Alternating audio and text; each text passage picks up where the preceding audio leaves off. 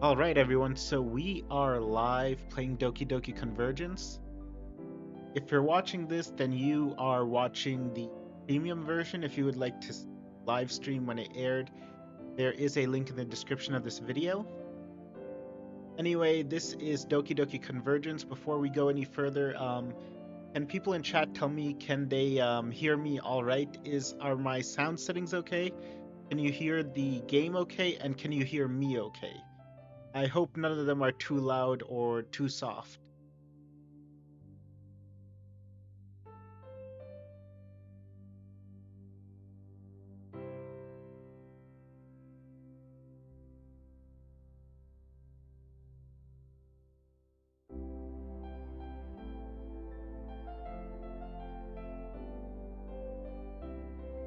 I guess while I'm waiting, just to make sure like the sound settings are okay, I'll just talk about the mod a little.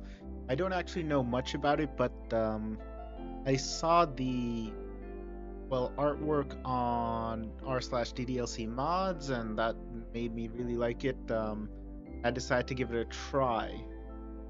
I don't see anyone in chat saying that there are any sound issues, and from what I can tell from OBS, the volume seems to be okay. I think the game music is good enough, and I think my voice is also good enough. So rather than waiting for much longer, let's start. New name.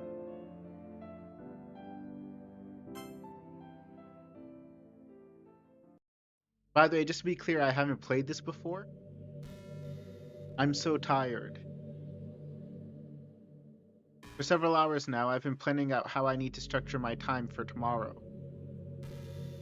There's so much I need to do, and the melatonin clouding my mind isn't making this any easy. The strain of fighting my way through it leaves me barely able to discern voices nearby. Honey, are you certain this is right for her? This isn't going to be easy for her. Oh, I. This isn't going to be easy for her. She's not used to. Cut out actually a bit too. Of course it is. If I could get through it, so can she. I didn't raise her to be a quitter.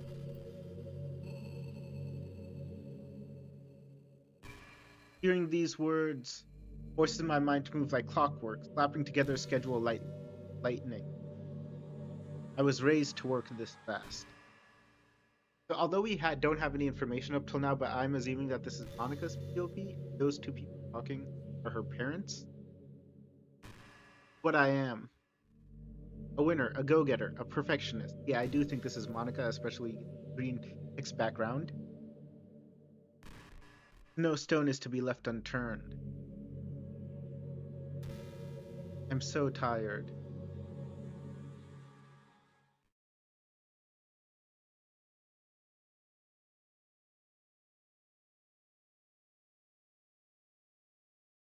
So this is the void outside Monica's space room. Okie dokie Convergence Chapter 1, Silver Lining.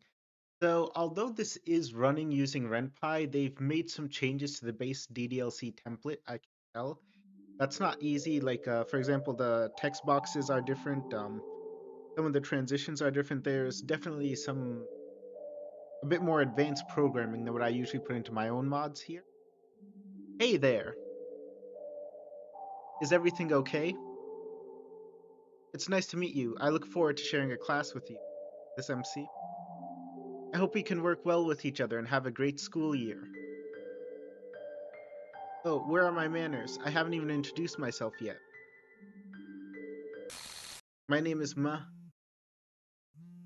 Okay, so this is the bedroom. They've definitely it looks like the original DDLC bedroom. It's blurred out a little, I think, because he's just waking up, just to give you the feel that he's just waking up. And there is a window in the background. They added like some small touches here. Ah, I'm startled out of my dream by my phone's alarm. Jolted awake, I fumbled tiredly until my fingers managed to hit the right spot on the screen, cutting it off. Lying back down, I sigh in exhaustion as my eyes slowly refocus. After a minute or two of mentally reminding myself that it's a school day, I muster up the strength I need to get out of bed. Let's get this day started. After putting on my uniform, I head down the stairs. The TV in the living room is turned on to a news channel, and the faint scent of toast greets my nose as I peek into the kitchen.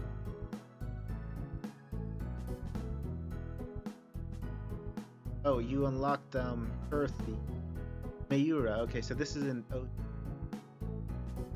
guessing this is the main character's younger sister. Mayura. You took your sweet time getting up, didn't you? Your food's on the table. Mayura, my younger sister, smirks at me from the kitchen counter. I shoot a deadpan glance at her and head over to my seat. Typical Mayura, always want to be blunt. What are you doing up this? What? Surprised? Don't you know it's a younger sibling's responsibility to take care of her big brother?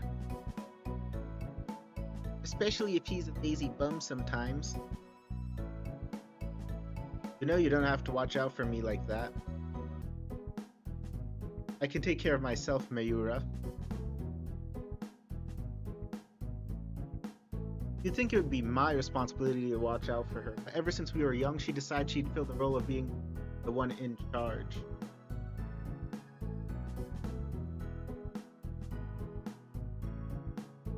She's never liked it when I've tried to look after her like an older brother should. I can't say I don't admire her trying to be more independent, but it's not like she needs to baby me to achieve that.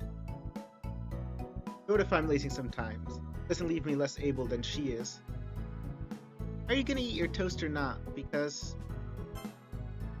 I'll gladly. Guessing she threatened his toast. I quickly bite down before she takes a shot at stealing my breakfast back. Gladly. The bread's gone soggy by this point, but it still tastes fine. Don't talk with your mouth open. You ought to know that already, Mr. I can take care of myself. I just shrug as she grabs her plate and sits on the opposite side of the table. We both eat our meals in relative peace, the noise of a news headline cutting through the silence. So, how's Sayori? Sayori? No clue, honestly. What do you mean? Haven't you two been close for a long time? Got to know. Yeah, I'm sorry for going to history, but some of the dialogue works so fast I can't keep up. I guess it wouldn't be a problem if I was just to keep up. I'm speaking to you guys at the same time. Kind of hard to keep track. If you missed it, dialogue scene. Yep, ever since you finally stopped wetting your diapers. Hey. That's on you for nearly taking my food away. Whatever. When was the last time you talked to her? I don't know, maybe a few weeks ago. Why does it matter? Oh, it's nothing.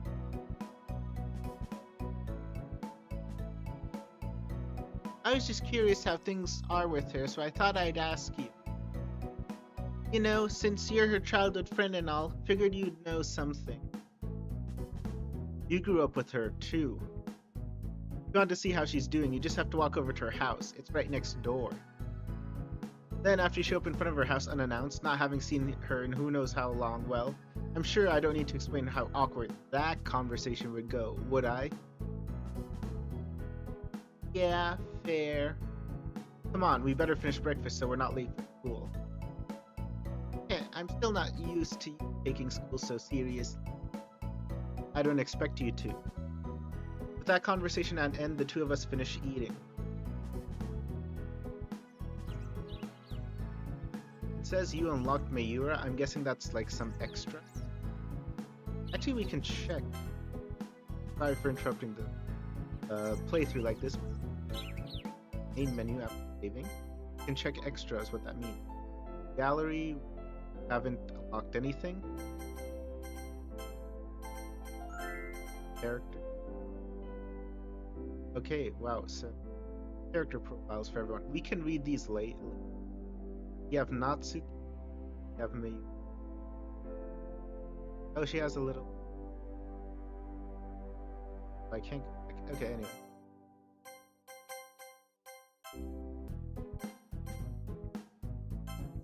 Jolly Wally 12349 joined in chat. Hello and thank you for joining us.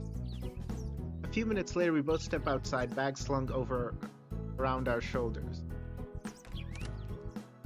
Got everything? Yes, Dad. Good to know. Come on, let's go. I start to walk ahead of her. Hey, wait up! Aren't you forgetting something important? No, I don't think so. I start patting various pockets to ensure I have everything. Bag check, phone check, wallet check. Nope, we're all good. That's not what I meant. I was talking about Sayori. Didn't we wait for her? Mayora, did you forget what Sayori's track record is like in the morning? She always gets up so late that she barely makes it in time for the first class. And that's the earliest time she wakes up. Worst case scenario, the first class will already be halfway done. By the time she gets to school, the lunch bell will have rung. But she's our friend. It doesn't feel right to just not wait a little. I know, but it's on her for being nearly late all the time. Look, I don't mean to come across as mean-spirited, but I just can't wait for her if she's still home. But you don't know if she is. No, I don't. Maybe she's already at school. I just don't know, Mayura. But I'm not barging into her house right now to find out if she... Come on, we're close to the turnoff for your school. The turnoff? I'm guessing that's like the first bell or whatever. Fine. Reluctantly, she continues to walk up the road with me until we split to go our separate ways. I'm sorry, Mayura, but I'm just not going to wait around for her. Whether she's still home or not.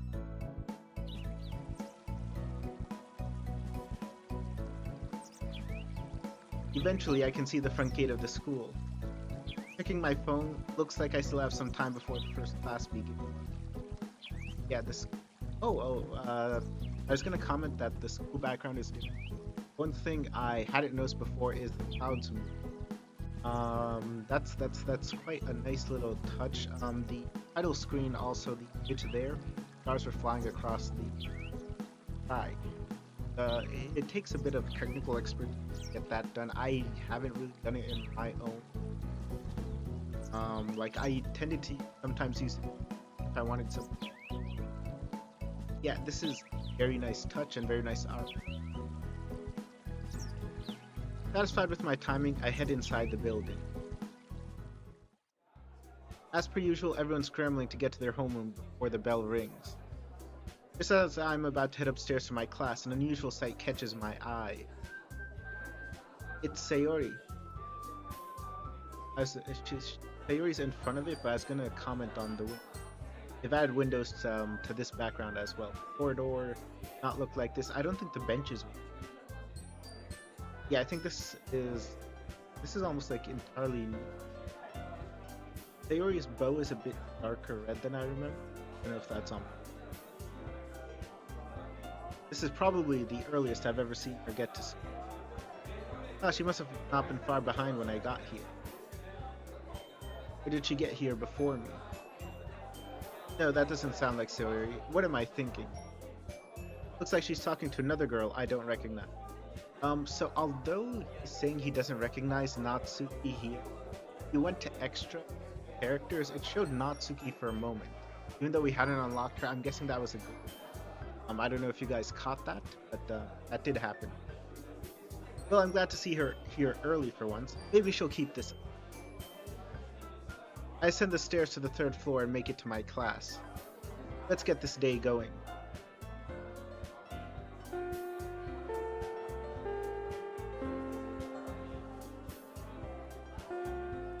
Once again, this is the class, but they've added windows. And I think these windows on the side, the other side, they're also changed from the original. I don't think that computer desk was either. I think it was just desks. Where is different. Alas, the final bell rings, ending today's history. I stay back in my seat and wait for the stampede of other students to file out of the room. Better to wait a minute or two and go alone than get trampled in the crowd of other people, after all. Looks like that was the last one. Time to go. Well, that was pretty much like any other day here at school. All I have to do is meet up with Mayura on my way home and get dinner ready. Gotta check if she has new homework as well. Purple said this is you. Yeah. What did I? Oh, this isn't Yuri. This is someone. Ah, I'm sorry. You're fine. I wasn't paying attention. Regaining my balance, I finally get a glimpse of the person I'd bumped. Wait, Kotonoha? Oh, hey, Drechenaux. We'll have me and her. It's been a while since I've seen. What convenient timing. All this convenient. You and I must come from completely different worlds if that's the case. Kotonoha is the current president of the school's debate club. Club is what the name implies, for better or worse. However, that begs the question, what is she doing here? Their club room is in the other direction. Hey, you're free now, yeah? Could you do me a solid and help me with errand? You're pretty please. Depends on what it is. Don't you have club members who can help you? Everyone else has other things they need to take care of, while you're standing here like a loser need. You know, can't really get anybody to help. Well, okay, what do you need? A teacher from my last class asked if I could deliver some textbooks to the classroom on the second. Problem is they're stacked in 2 big boxes. Carry one. How tragic. You look like you have muscles on, yes? Care to help an old friend out? I don't remember being an old. Oh, don't be such a... Come on, what have you got to lose? I could list many reasons I really want to know. But what the... I can help. Fantastic. He gets closer and wraps an arm around my shoulder. Come on, buddy, let's get this done. You have to drape your arm over me? What? We're friends, aren't we? You, maybe. Awesome. I just roll my eyes as she directs us to the classroom where the box is up. We unlocked Kotonoha. After some time, we walk inside our destination, one of the classrooms in the far back of the... I don't get how she wasn't able to carry 2 boxes at once. They're not even that heavy. Either she isn't that strong or she's way too without help. Kotonoha dumps her box onto the closest desk sheet. I don't want to end that again. Someone was carrying a box of textbooks considered life or death. They're super heavy. That's not my problem. Now, let's get the closet so I can leave. As I'm about to pick up the box, Kotonoha pulls her phone out of her blazer pocket. Ah, would you look at that? Something just... Would you be a champ and put the boxes in the correct spots for me? Hey, where are you going? You're not gonna just ditch me with the task you were told to do, are you? Foreign presidential... You should be fine, thanks about... She blows me a kiss as she walks out of the classroom. Well, that's just typical. I didn't even hear her phone go off. I know she's a club president, but this is ridiculous. Yeah, helping her again. I don't even know why I put up with this. Okay, we unlocked her theme. Clutching, I grab both boxes of textbooks, walk over to the closet to...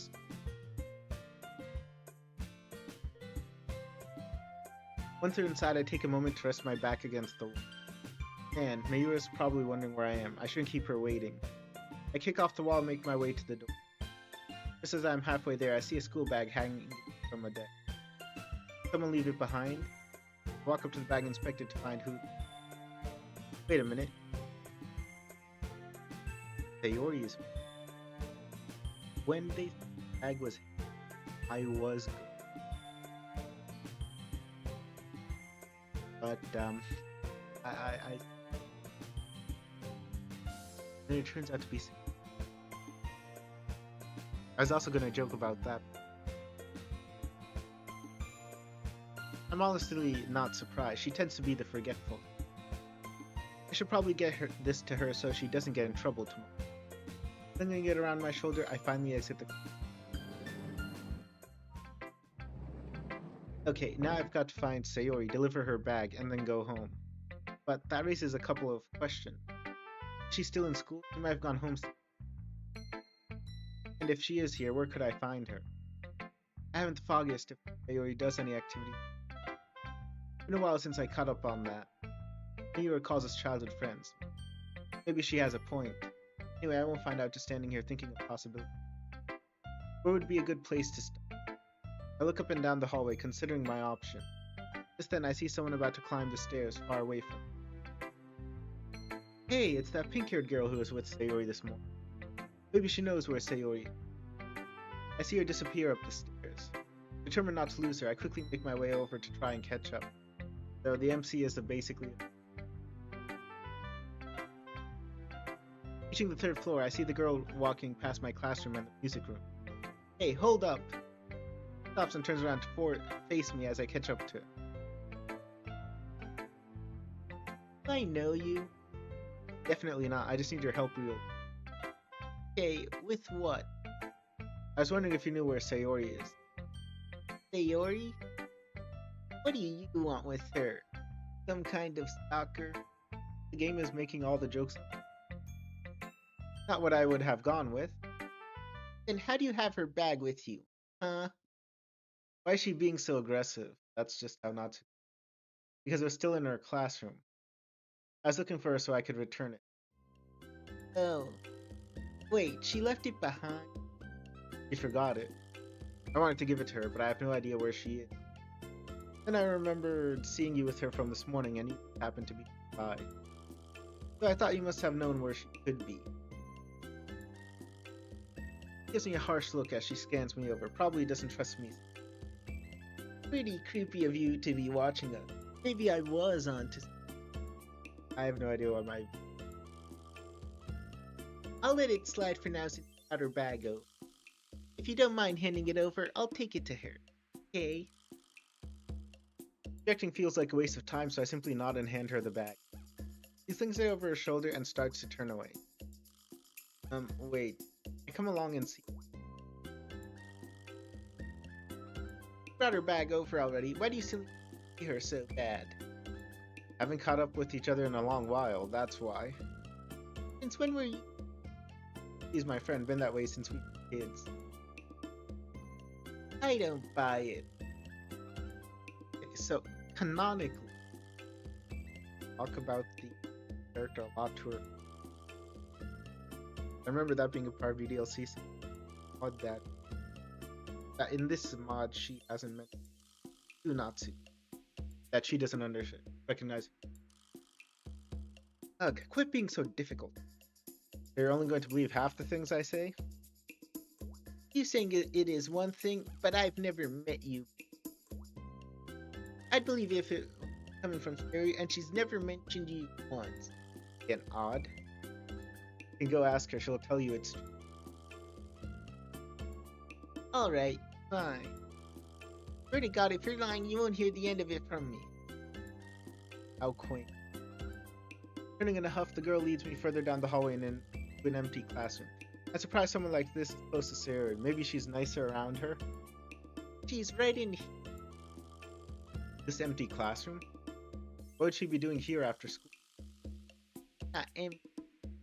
Ugh, take a look for yourself, dummy. You unlocked sweet and sour Natsuki's. She slides open the door and steps into the... Hey, Sayori! Some guy's here to see. Unlocked club time? Okay, another... Oh, there seems to be a lot of custom... Visitor? Oh, once again, they added windows. Club room? Here, though, it's pretty obvious. Windows at the top once...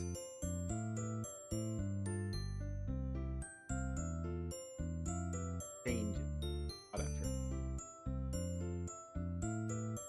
I gingerly peer into the classroom and Mary lets out a small gasp as she... Oh! flash her smile, she rushes towards me, which quickly fades as she gives me one of her bone-crushing hugs. Eh, you too, Sayori. Eh, wait, what are you doing? Your house? I could ask you the same thing. You left your bag in the classroom, by the way. I thought I was missing. Thanks for bringing it. Tinker tosses her bag on a nearby desk. Well, hang on. You never mentioned him once? Never mentioned him once? Yep, he's my good friend and Nick. We've known each other since... Told you. Fine, guess I can believe now. Why don't you... The literature... Literature club. Come on. He grabs my arm and tugs me into the same strap. Whoa, careful. So excited. Well. Okay, I don't know. I'm assuming this is Monica just based on the color of the text box. Isn't this a surprise? I have a voice.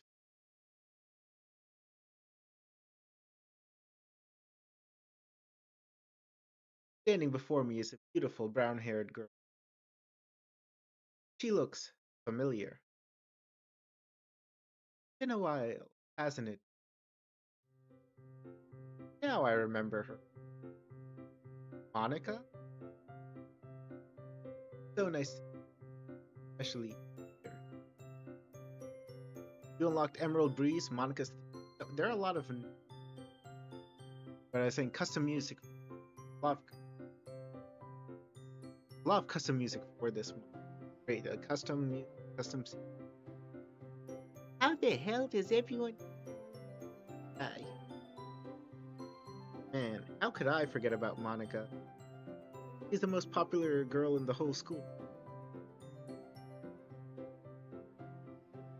I remember her being one of my first friends in high school. It was always nice. Guess she really did make a club of her own. So this is where you were all this time, huh? Yep, being the leader of the school's very own literature. Yeah, and a school that's never had one too. Yeah, I know. Oh, I should introduce the other member. Turns to a purple-haired girl whose face is obscured behind a sizable... Okay, so this is you. Yuri, could I have your attention? Who peers over the top of her book. Okay, so Yuri's text box... Sakota was Yuri because her text box was... Yuri's, though, is darker shade of purple. That's how you... Ah! I didn't see you there. Sorry. Hey, it's okay. If I heard right, your name was Yuri? Takes a deep breath to study. Yes, that's right. Welcome to the... I hope you... Thank you. Alright, now that the two have gotten acquainted, I think that just leaves you, unless you two got on a first-name basis. Ew, no. Monica chuckles at the pink-haired girl. Anyway, name's Natsu. Think you can remember that? Perfect opportunity. Well, it's hard not to forget someone who calls people stalker. Okay, look at Monica's expression right at the E. And then Natsuki's also. These are not from the original game. These custom well, maybe they didn't make them, maybe they found them, but Yuri not reacting, but I'm guessing she'll react next. Now Yuri's frowning, Natsuki's looking away, and Monica has this weird talking. What? How was I supposed to know he was Sayori? If you just saw some guy you've never met before holding her bag, I doubt you'd be. Regardless, it's not right to just on an assumption. Hey, it's fine. I've already moved on from it. Plus, he brought my bag here. Thanks again, Drechenaux. It's no problem. Someone has to watch out for you in case this happens. Aw, aren't you? I see you haven't changed at all since last year. So Monica does have a expression where she opens her mouth. I'm not used to showing her upper row of teeth. And one thing I probably should have commented on earlier, looking directly at you. So it looks like they changed her from being... No, I'm sorry. She does look directly at you in the original game. I'm thinking the opposite. What can I say? If it ain't broke, don't fix it. Anyway, if that's everything, I'll let you guys carry on with whatever you were doing. Oh? Leaving so soon? Why don't you... I know. You should join our club. What? Hey, Yori, he just came here to drop your bag off. You can't just expect him to join the club that fast. Probably just found out we were even... Nothing's wrong. He has a point, Natsu. Any chance to get more members is always a plus. It's a good opportunity. But Natsuki doesn't know about what we... That's... Well, rather than just guess as what he wants to do, let's let him decide. So, what do you say, Drechenaux? You want to join the literature club? Joining the literature club, huh?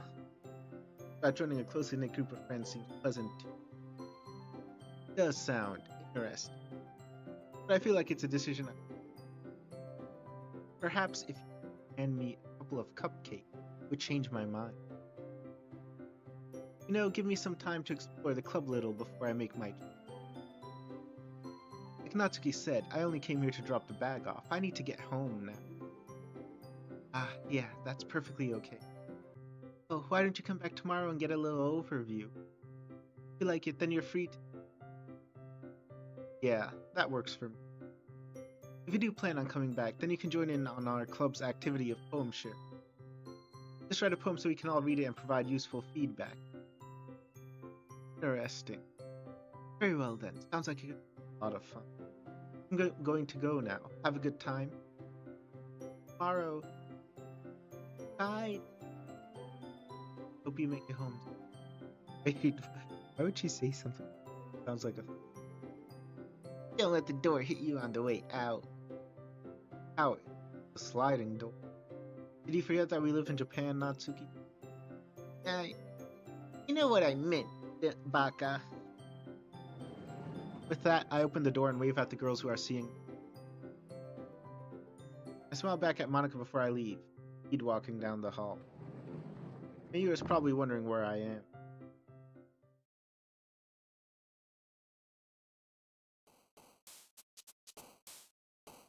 And there. So this is his room. It's no longer blurry because he's not waking up. There's a light on top. The window showing the night. Again, some nice touches. All done. Okay, let's see how it looks. All I could see was blue as far as I could look. There was no land, no civilization. There was no one. I could call out, my voice would travel for miles, but it never returned to me. There was nothing for it to bounce off of. There was nothing. Only the sound of the waves as I drifted kept me company. I swayed back, then forth, back, then forth, but never moved from that spot. There was nowhere to go. I could look, I could yell, I could hear, but it meant nothing as I drifted off, further and further from what I knew, what I had never seen. I took outside poem area to continue. Part of me thinks I can do better than this, but I can't think of how I could improve. Well, it's better than having no poem at all. I'm not sure why, but I really want to make a good first impression on everyone, especially Monica. I'm not a club member though, so I should be fine even if it's bad. Right? Mentally shrugging it off, I close my notebook up on my grabbing a quick. For a long day of schoolwork plus the extra stuff I had to do, finally time to wind down.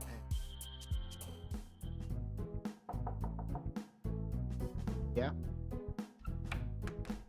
New Year opens the door and walks into. He goes to my desk and digs around in one of the drawers. What are you looking for? Then pulls out some scissors from my drawer. Scissors, I am for an art. Alright, maybe ask for them next time, okay? There we go with the innocence. You know she can get away with it, but I'm not that hard on her.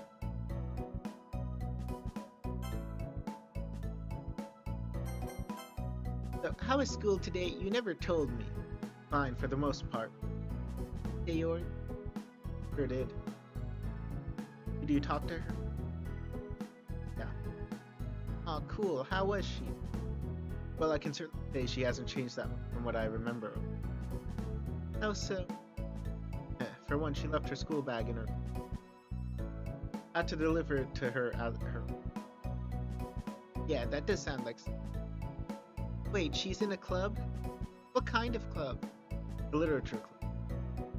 Oh, wow. Sounds like she's productive time. Look who's talking.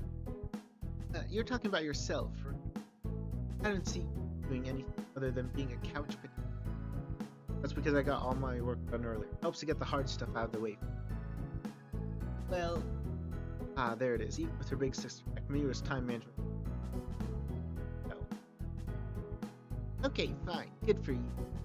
I was just giving her a smirk. Even got a little extra. I point to the finished poem on my. Here's that form. That's neat. When did you dabble in poetry? I thought you were more of a riddle guy. I could give you a riddle right now if you want. No thanks. So easy. That's the point. Anyway, I was thinking of giving the club a shot. I like it. Running a the world ending? It'll end when you get your first boy. Hey. Sometimes I admire how easy. What's so special about this? Never would have thought you'd be.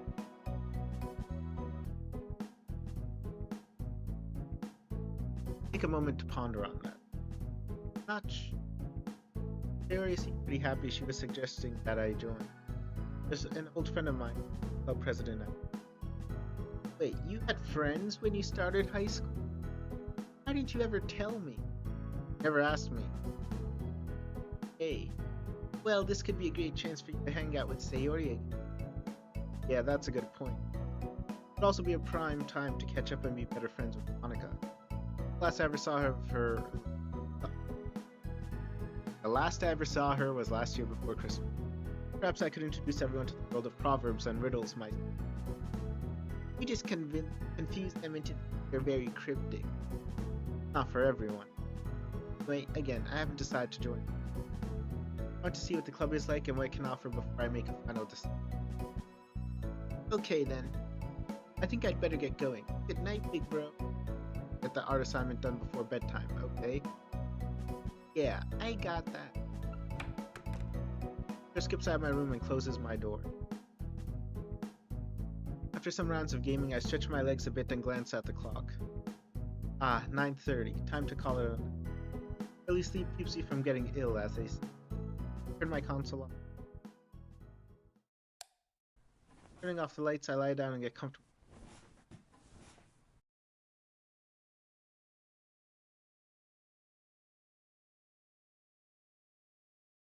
I remember that day, back before she joined the debate club.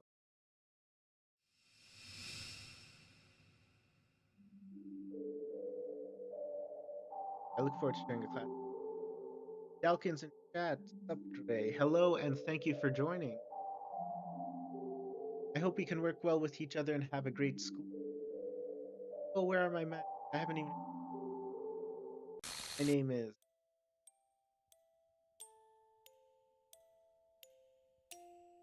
Alright, so this is custom.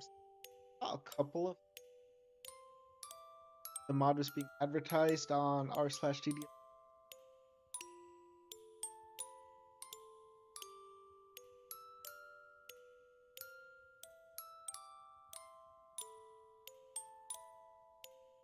I remember. We were in the same class together and sat next to one. I was stunned by her introduction. I wasn't used to a girl like her being the me. Yes, she had a high amount of charisma back then. Her eye was just the close. I picked my head off my desk and looked at her, slightly dazed. You unlocked day one memory. Go check it out. Monica, huh? That's a lovely name. I remember seeing her smile when I look forward to working with you as well.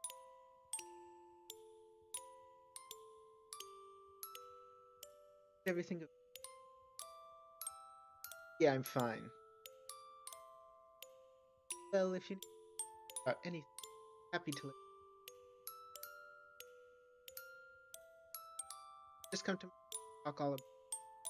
Back then, I only had a few people to talk to. And Theory was in the same school as me, but I hadn't seen her around for quite a while. Monica was the first and only person in my class who had ever spoken to me.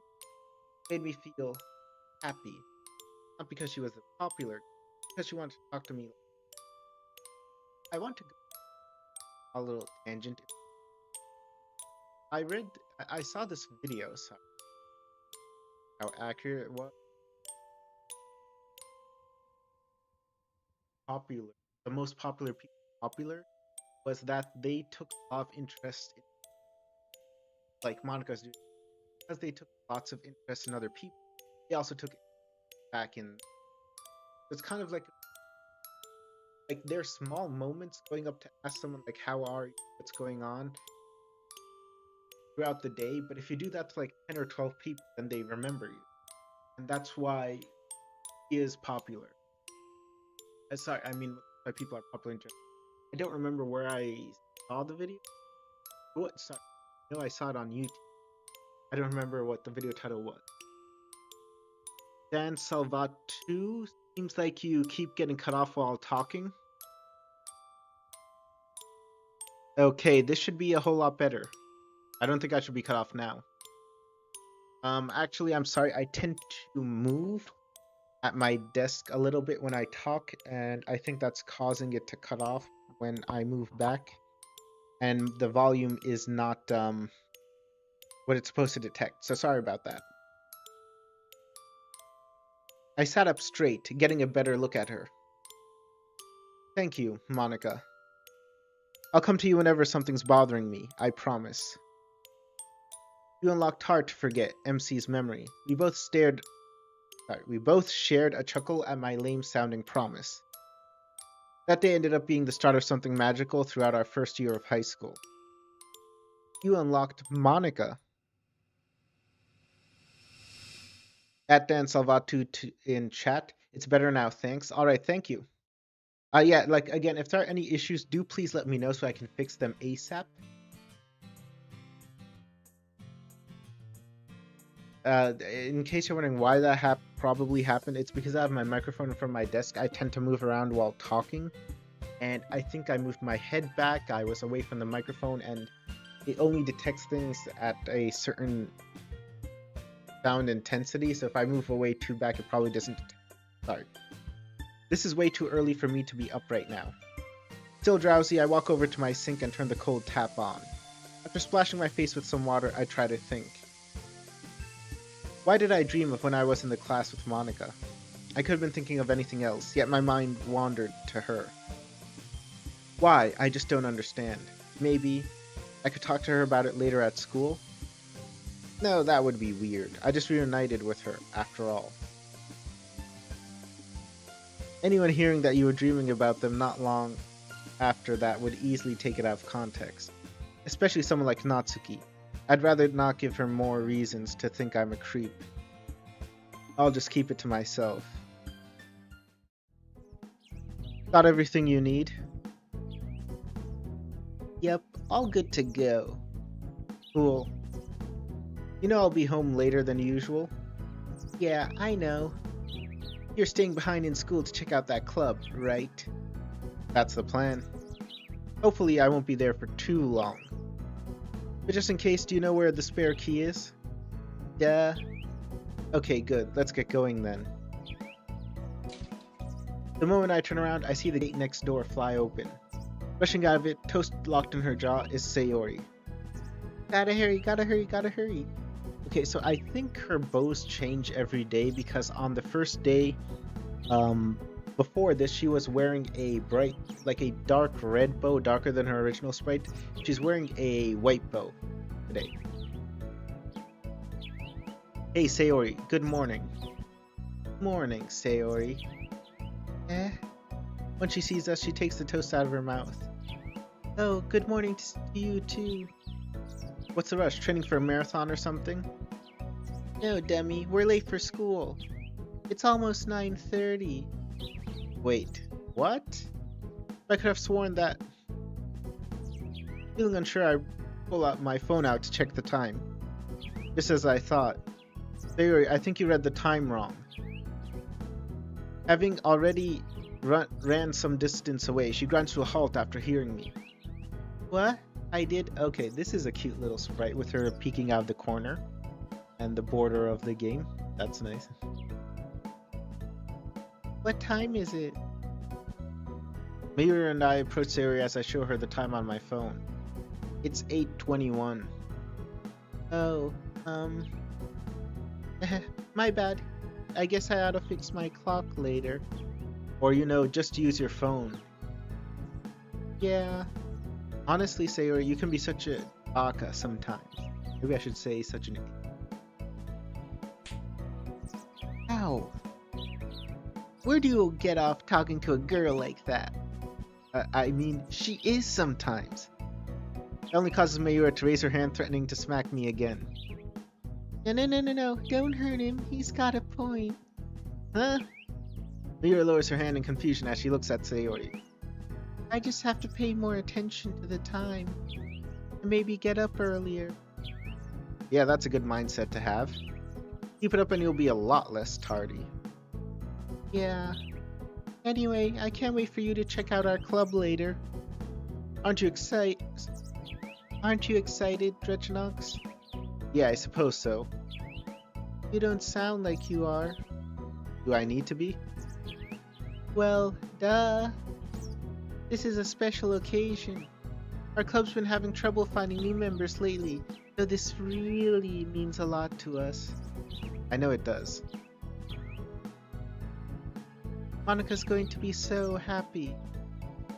Yeah, she would, huh? Just her saying Monika's name makes visions of the past reappear.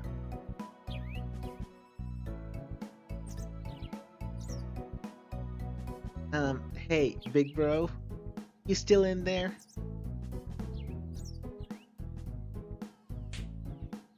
Ugh. Mayura, your head was in the clouds again. Sorry, I was just thinking about something. And this is why I have to look out for you. I swear, you'd be completely hopeless without me.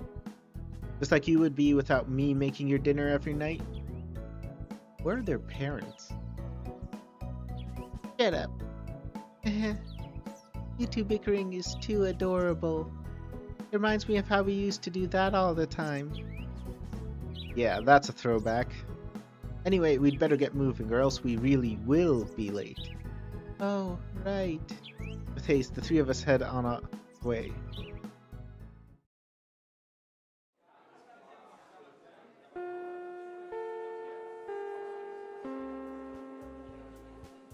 Another day, another lesson in the notebooks. Once again, as I pack my books into my bag, I wait for my classmates to leave the room. Usually I'd be heading home around now, but not this time. Speaking of which, I'd better find that classroom again.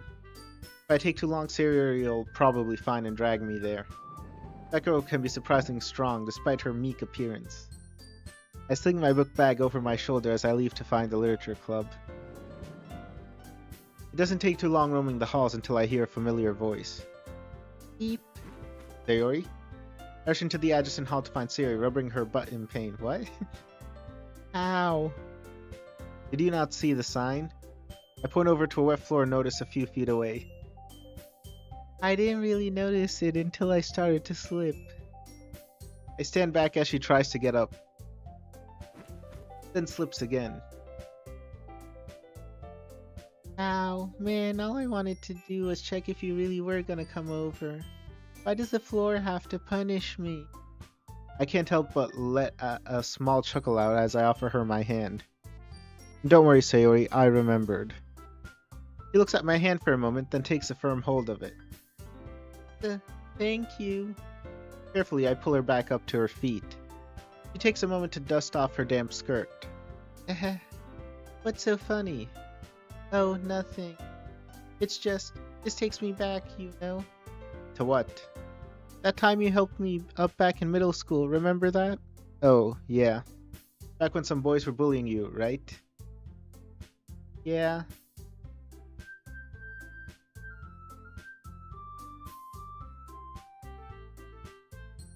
Man, feels like that was ages ago, huh? Well, as much as it would be nice to take a trip down memory lane, we should be on our way to the club. They're probably waiting for us. Oh, yeah. Come on, let's go. She suddenly clutches tightly onto my right arm. Wait, no, don't. Once again, I was being dragged down the hall by the arm thanks to my childhood friend. I'm surprised she hasn't ripped my arm off yet. We're here, everyone.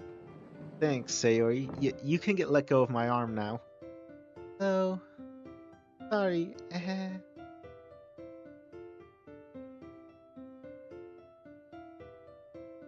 Free from Sayori's grip, I shake my arm to relieve the pain. Hi again, Drechenaux. Glad to see you back again. Hi, Monica. Glad to see you too. Seeing your smile again makes me remember my dream from last night. I'm glad you can make it today. We hope you'll have a wonderful time here. Thank you, Thank you, Yuri. I'm looking forward to it myself. Well, good for you. You better not be into it just 'cause it's full of girls. Rest assured, Natsuki, I'm not. So then, Monica. Yes? Since we're all here, are we meant to do something with our poems? I wrote one last night for today. You did? I grab my bag and pull out my notebook with my poem inside. Oh. Oh, jeez. What's wrong? Well, I guess Sayori forgot to tell you, huh? Eh? Oh! My bad. Forgot to tell me what? I'm sorry, Drechenaux. The thing is, I might have gotten a bit carried away yesterday. I didn't want to put too much pressure on you to write a poem all of a sudden, so I decided that your trial day would involve a different activity than poem sharing. Oh. I'm really sorry. I know you went out of your way to make a poem. You can still read his poem, that's not an issue. At least you can save it for when we do have that again, if you're still around, of course. Hey, no worries, it's fine. Phew. Now I won't have to worry about them seeing what I wrote. Anyway, like I said, we'll be doing something a little different today. We're going to be discussing our favorite books and genres. But Monica, we already had a day where we did that. True, but for the sake of our potential new member, I think it would be good to do it again. Think of it like an icebreaker that he can get to know us better through. After all, it's not just what the club can offer that's important, but the members that are a part of it. So I think we should all take turns properly introducing ourselves to one another, even if most of us are already familiar. Who's with me on that, I'm in. As am I. Sure, I guess. Oh, before we start, would you like some tea, Drechenaux? Tea? I just now noticed that everyone except Sayori has a teacup on their respective desks. You guys have a tea set in this club? Well, to be more accurate, it belongs to me. Don't worry, the teachers gave us permission. I see. In that case, yeah, I'd like a cup. Very well, then. Would you like some tea as well, Sayori? Yes, please. Yuri walks over to the back of the classroom, presumably to fetch the tea. So, who would like to go first? Me, please. Sayori stands proudly in front of me, full of energy. Okay. How do I start this? You could start by telling me about the club and what you do here, I guess. Oh, good idea. So, in case you didn't know, I'm the vice president. You? Vice president of the literature club? Can't say I saw that coming. Hey, it's not funny. Why are you surprised by that anyway? I just am, that's all. You don't exactly look like leadership material. Hey, meanie. I just rolled my eyes in exasperation as Monica's giggle upgrades to a small laugh. My god, you two bickering is like watching a sitcom. Yeah, no kidding. Sorry for not believing you were friends yesterday, by the way. Appreciated. Anyway, you may continue, Sayori. Okay, where was I? Oh, yeah, I also write poems. Yeah, I remember that. You've been doing that since a bit before we met, I think. You'd always show them to me whenever you got the chance. And I remember you telling me you liked every one I wrote. Yeah, of course. Of course I liked every single one you wrote, Sayori. I was definitely not, just saying that to make you feel better. In reality, I was indifferent to her poems at first. I liked a few of them, but the more poems she showed me, the more I got annoyed with having to read them. I always responded with, I like it, without saying anything else about them. Thankfully, my response was enough to satisfy her. Okay, at ACLMM2025 said something in I think no te preocupes por el comida, and hola buenos dias como amancio. I think they're saying, hello friends? Okay. I didn't want to hurt her feelings or tell her I didn't want to read them. How have your poems been doing? I imagine they've gotten a lot better since last time. I think they did, yep. Ooh, what about you? Want to share the poem you wrote last night? Hold your horses, Sayo. Monica said we weren't doing that today, remember? Besides, I'm not an actual member. Oh, right, sorry. So, it seems like Sarah's been pretty influential here, huh? She sure is. I couldn't have asked for a better VP. Ah, thanks. Anyway, that's all I have to say for now. Excuse me, your tea. Ah, thank you, Yuri. I take the cup and blow on the top before taking a sip. I don't know, is that how it sounds like when you drink tea? Ah, oolong? Here you go, Sayori. Thank you. She takes a sip. Yeah, hot, hot, hot. She covers her mouth, trying to suppress the heat on her tongue. You forgot to blow on it, dummy. I know. Suppose I'll go next in the meantime. Sayori walks to a desk and sits down, desperately fanning her mouth. So I have to ask, have you read anything before, Drechenaux? Why yes, why no, I managed to get this far in school without reading anything. I'm illiterate, unfortunate Yuri. I've read my fair share of books, yeah. Would you happen to have a favorite genre? Not really, I like all kinds. But if you're wondering which ones I have read the most, it would be mystery novels. And then there were none. Oh, interesting. I've read that one myself a few times. Yeah, you kinda struggle to put it down once you start. What about you, Yuri? What would be your favorite genre? Fantasy. Though I have been reading a lot of horror recently. Fantasy and horror, eh? I can see those two resonating well with you. You think so? You don't mean that in a bad way, right? No, of course not. I've read plenty of books like that myself. Granted, probably not as much as you have. That's alright. I'm just delighted to know you're an avid reader like me. I'd be more than happy to further discuss other books with you. Oh, sorry, that was my,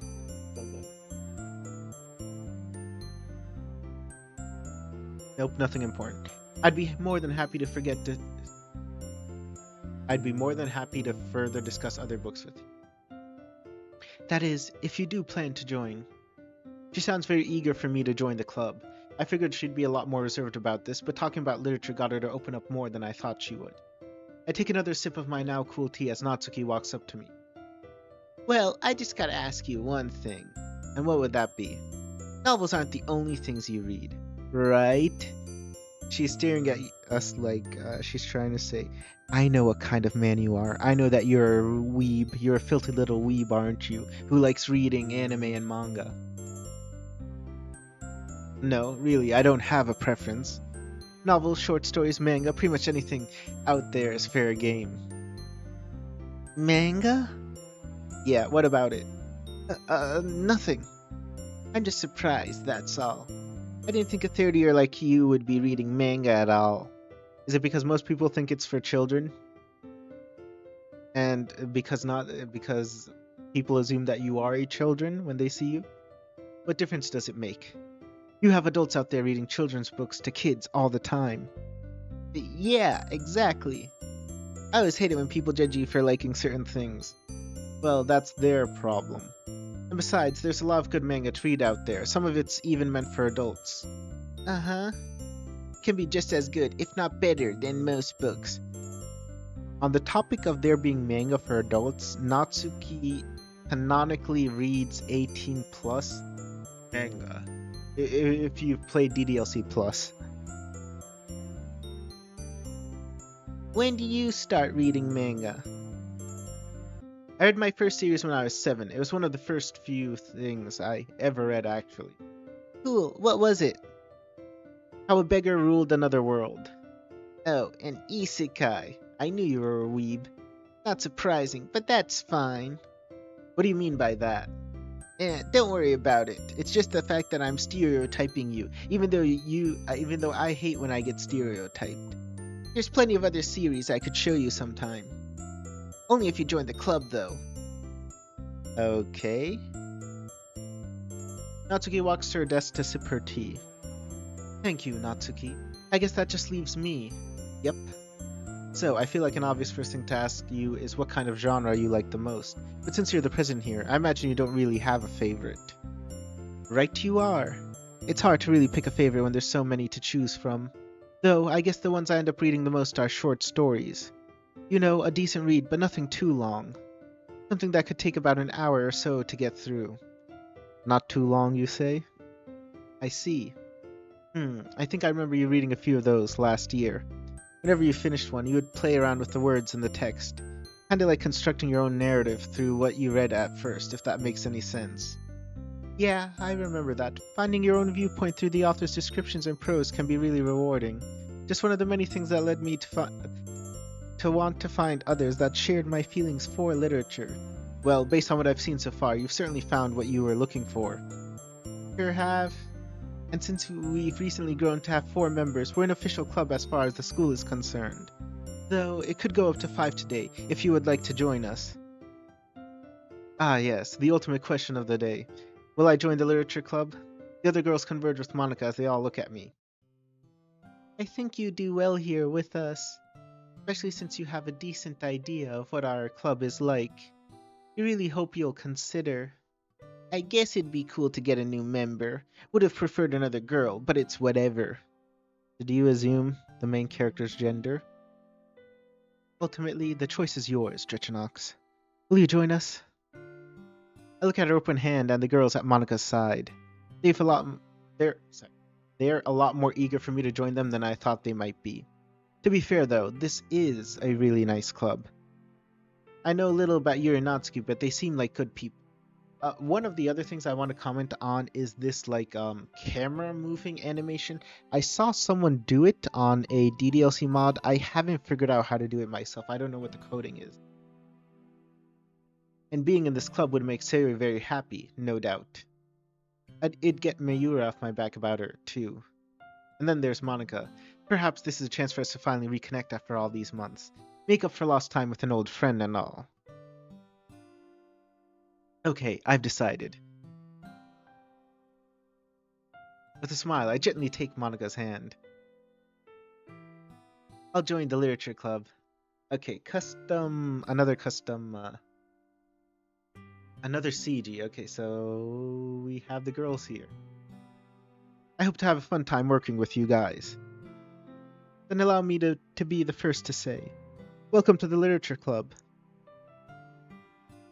We look forward to seeing what you'll bring. Thank you, Monica. You really mean it? You're gonna join? That's right. Are you okay? You're the best! What?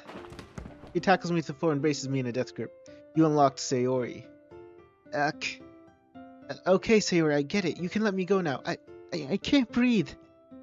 Luckily, my horse response manages to reach her before I get crushed to death. I'm sorry, I'm just so happy. You unlocked Day 2 Club CG. Go check it out. Well, that's a relief. I'm thrilled you wish to join. We'll make sure you feel right at home here. As long as you stay in line and take things seriously, it should be fine. If you try to pull anything weird, I'm reporting you. Really? Now, Natsuki, cut him some slack. He's not the type of person to do that. Yeah, he means well. He may be a grouch sometimes, but he's super cool, funny, and kind.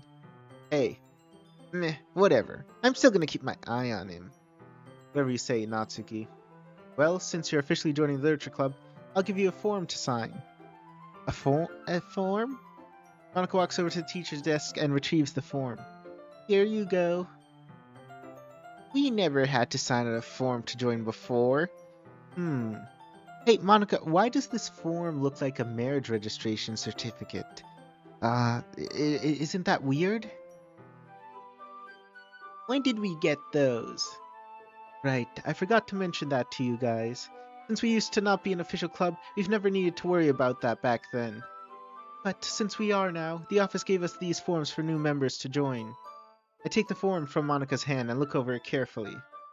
Setting it on the table, I take a pen from my bag and begin filling it out. Name, contact info, reason for joining, goals to achieve. Once I finish, I hand the form back over to Monica. She looks over for a moment before a bright smile appears. Okay, looks like everything is all set.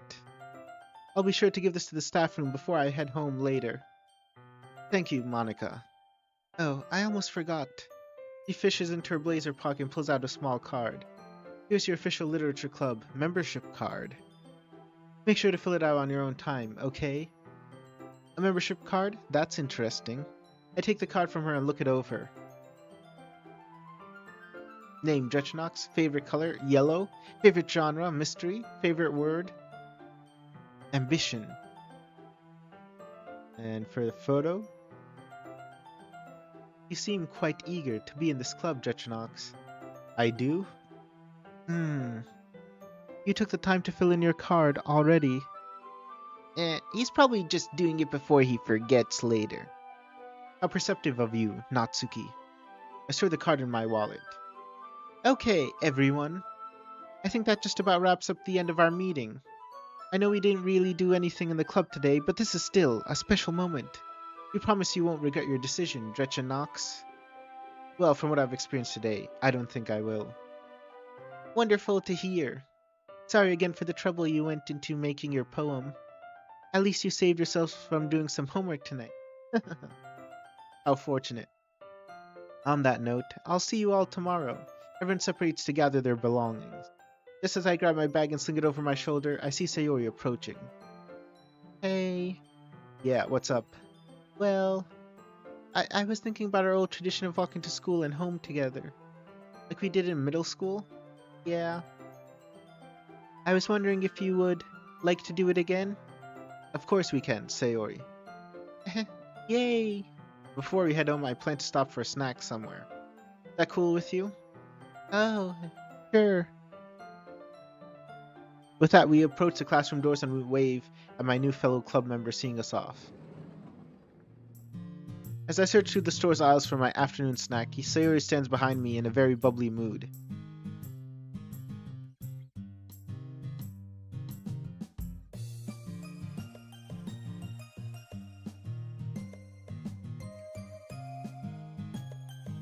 Sorry, just give me a moment. There's something I just want to fix. Okay. Should be better now.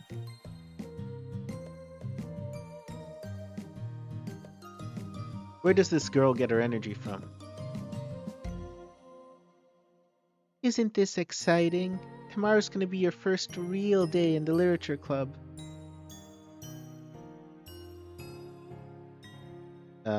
Yeah, I guess so.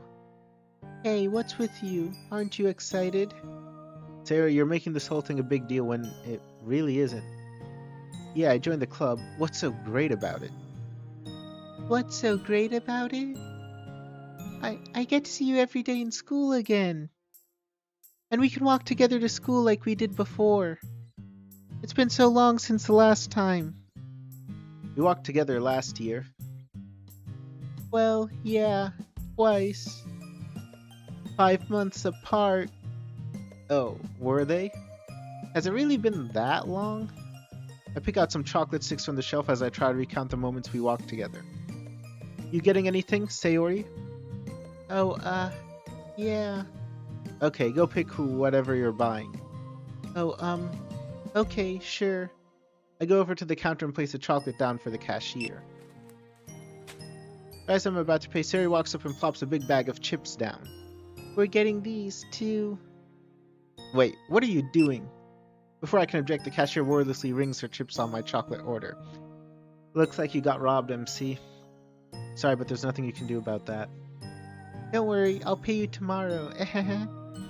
You mean in 2 weeks, I assume? What? No, I'll be good this time.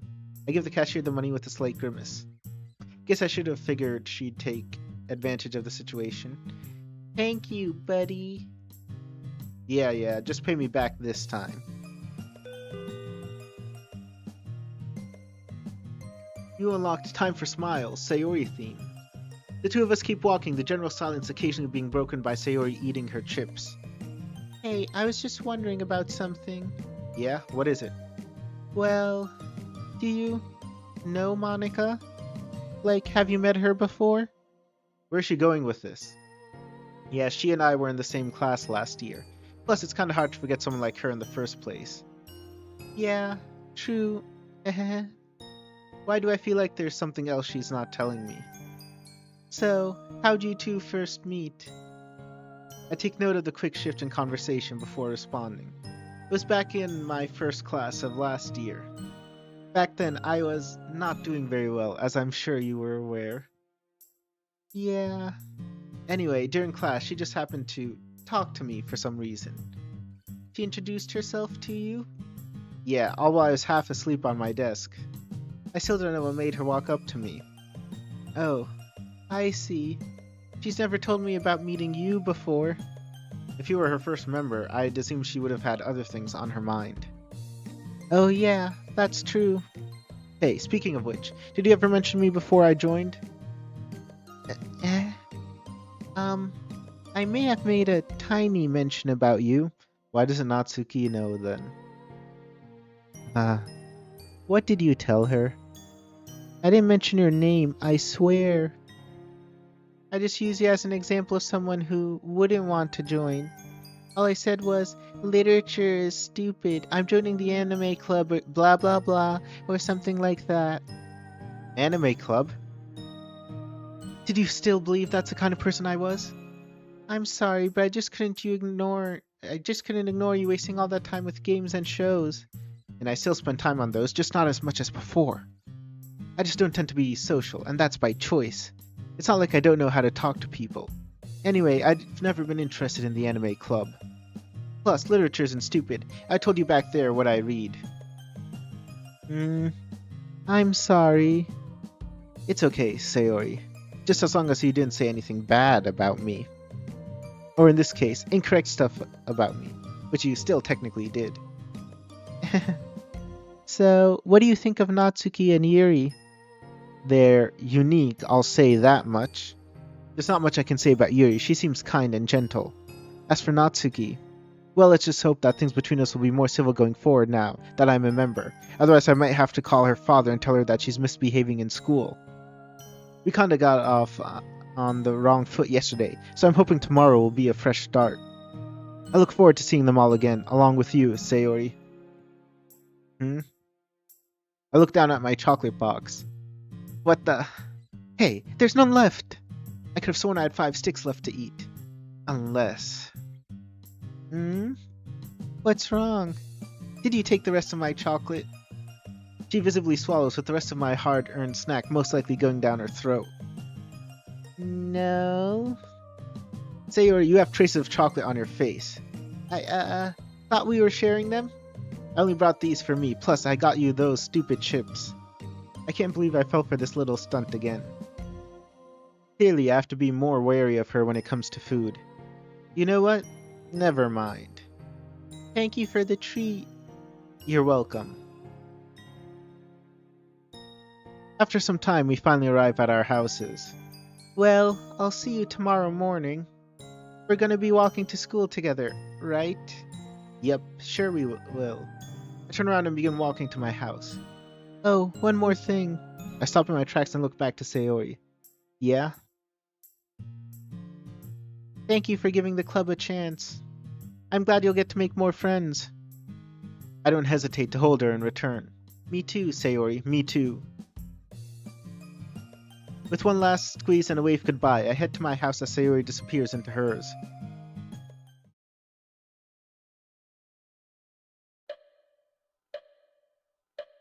Oh, look, custom. Oh, custom animation. Not just a custom CG, that's custom animation. That's just a level above everything. Oh, and now we have Monica's POV. This is Monica's bedroom. Okay, so we can see a little toy there. We can see the pillows, the bed. Far too many pillows. I don't know what's there on this calendar. That looks like Natsuki and Yuri, almost a photo of. The moon's shining outside. We don't see Monica's PS3 like we all know that she has based on that drawing from Satchley. And wow, was it truly a success? We got a brand new member to join. It's been a while since I last saw him. From the look of it, he's still the same as he was last year. The other girls all seem happy that he's a part of our club now.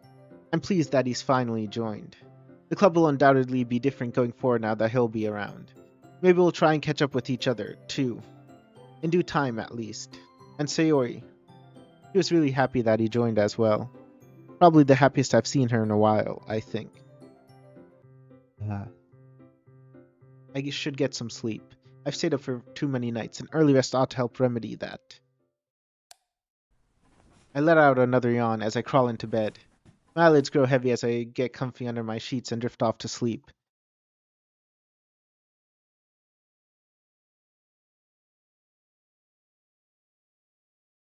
It's just, I can't help but remember more. Lyman texts in chat said something. They said hello. Hello and thank you for joining our stream. Oh, another flashback episode.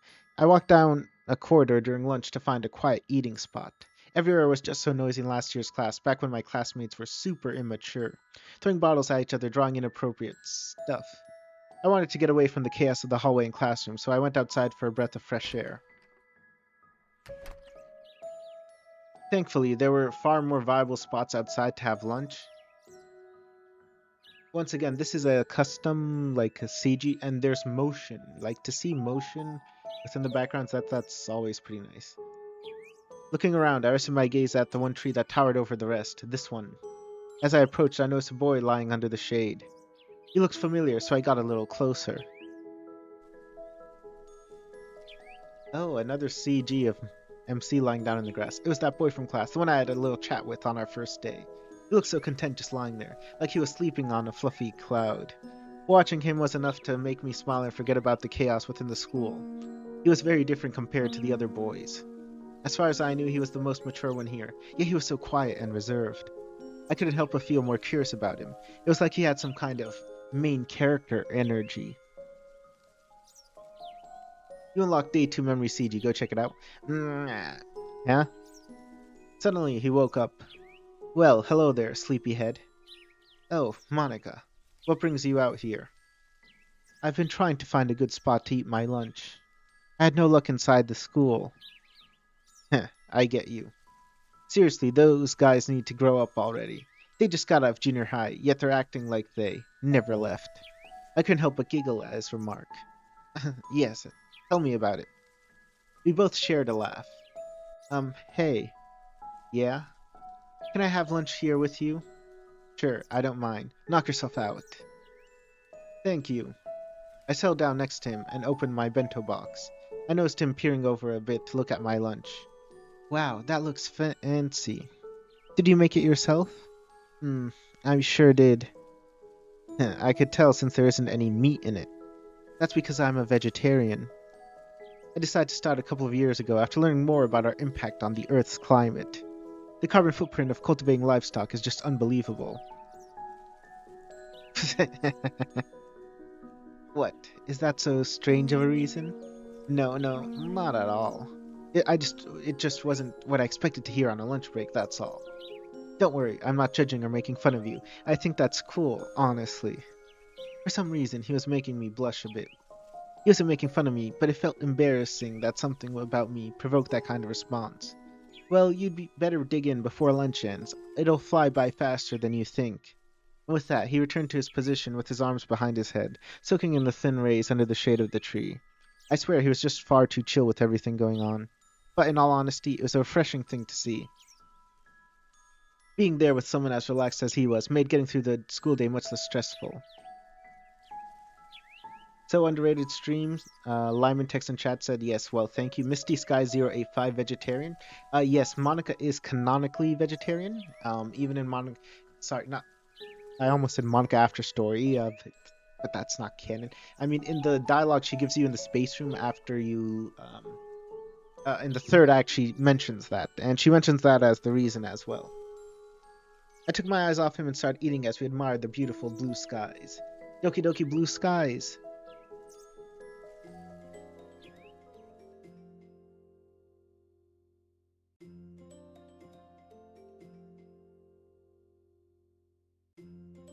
I woke up to the sound of my alarm.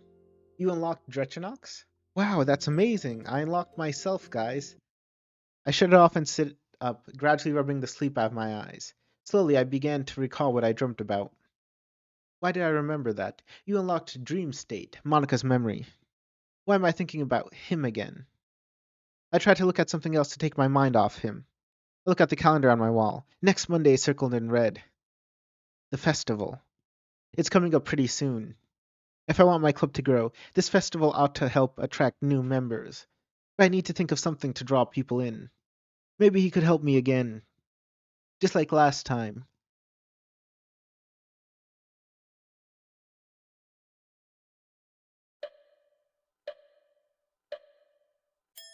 Ah, look, animation! Like, I know it's very simple, but to see animation within a mod, especially a fan mod, is incredible.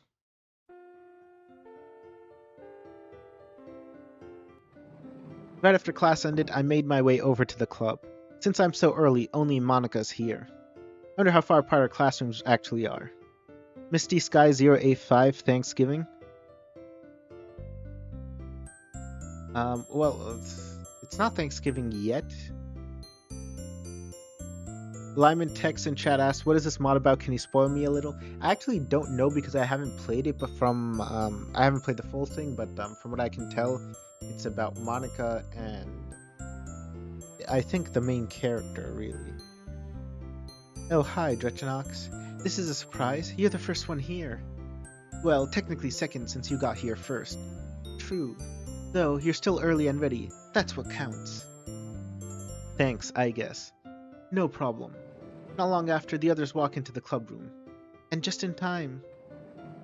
Sorry we're late. Oh no, it's okay. I just got here myself.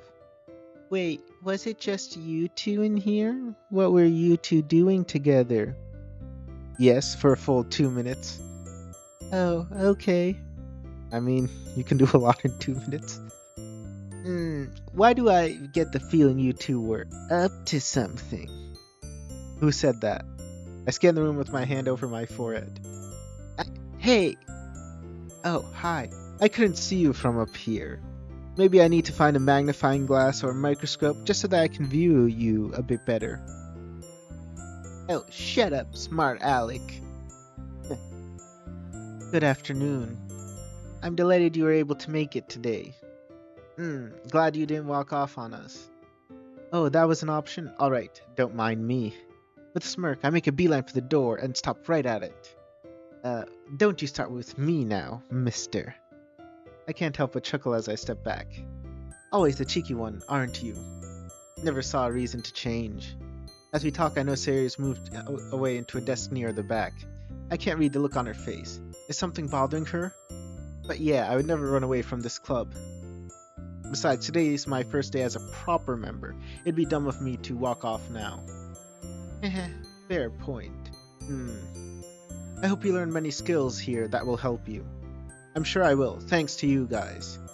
Alright, now that there's a lull in the conversation, it's time to see what's up with Sayori. She seems to be looking normal again, despite the face she was making earlier. Maybe it wasn't that big of a deal?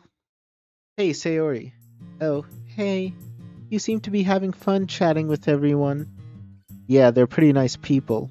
Why don't you join us?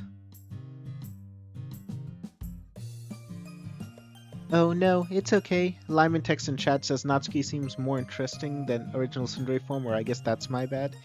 Uh, I think she's still in her Sundere form, they've just added more dialogue. What club? Misty Sky 085 asked in chat, what club? This is the literature club. I'm just happy seeing you making new friends. They're your friends as well, remember? I know. Don't worry about me.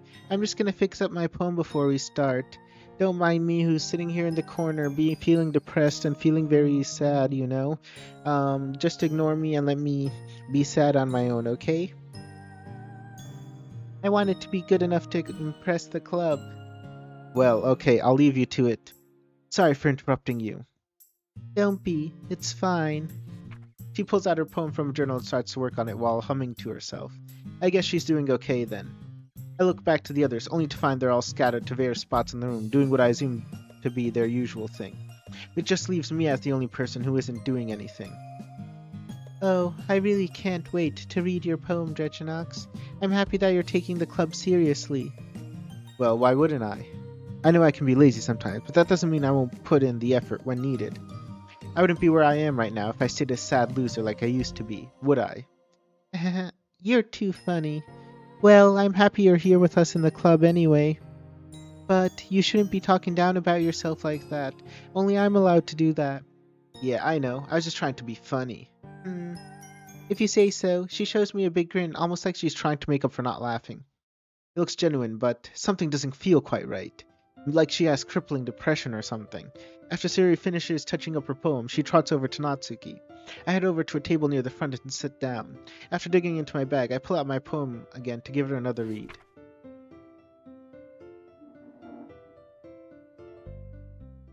Hey. Whoa. Oh my god, you should have seen her face. That was just priceless. You know it's uncouth for the president to scare her club members like that. Oh? Would you suggest I scare you in a different way? Not really. Not a big fan of scares. Oh, I see. I'll keep that in mind for next time, then. On the off chance there is a next time, I'll bring up the option to leave again. Next time, huh? So anyway, what can I help you with, Miss President? Well, I was hoping we could chat. Chat? Am I in trouble already? Chat, is this real? Of course not, silly. I just need to talk with you and Sayori for a minute. I give Monica a quizzical look. It's about our upcoming school festival. Oh, yeah, I forgot that was coming up next week. What does she need me for, though? Well, okay, if you think I'll somehow be useful. Don't worry, I have a plan for how you'll help out. Lyman texts, something doesn't feel right about Sayori. I know. Monica stands up from the table and motions for me to follow. Sayori, can you come up to the front, please? Coming. We all group up beside the podium at the front of the room. Okay, are we ready to discuss ideas for our event at the festival? I'm ready, I'm ready, I'm ready.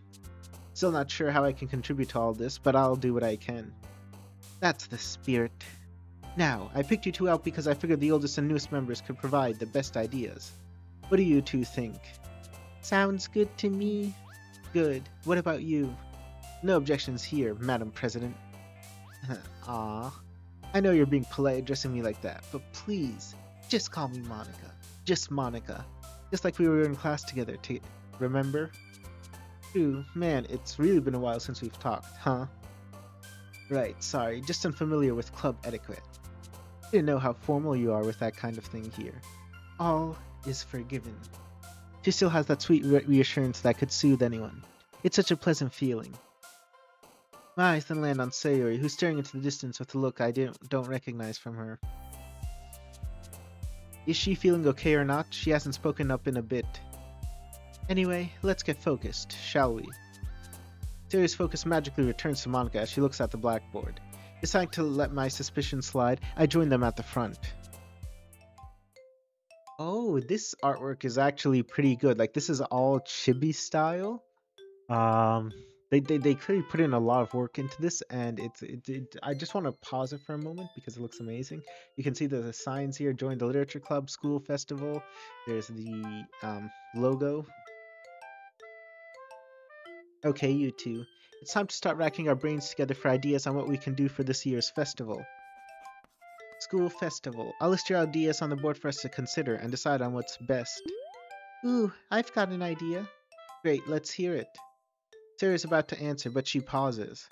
Seems like her mind just went blank right before she was about to say something. Actually, this might be useful for some kind of clip, so I'm going to clip it. Uh, it's coming to me, I swear.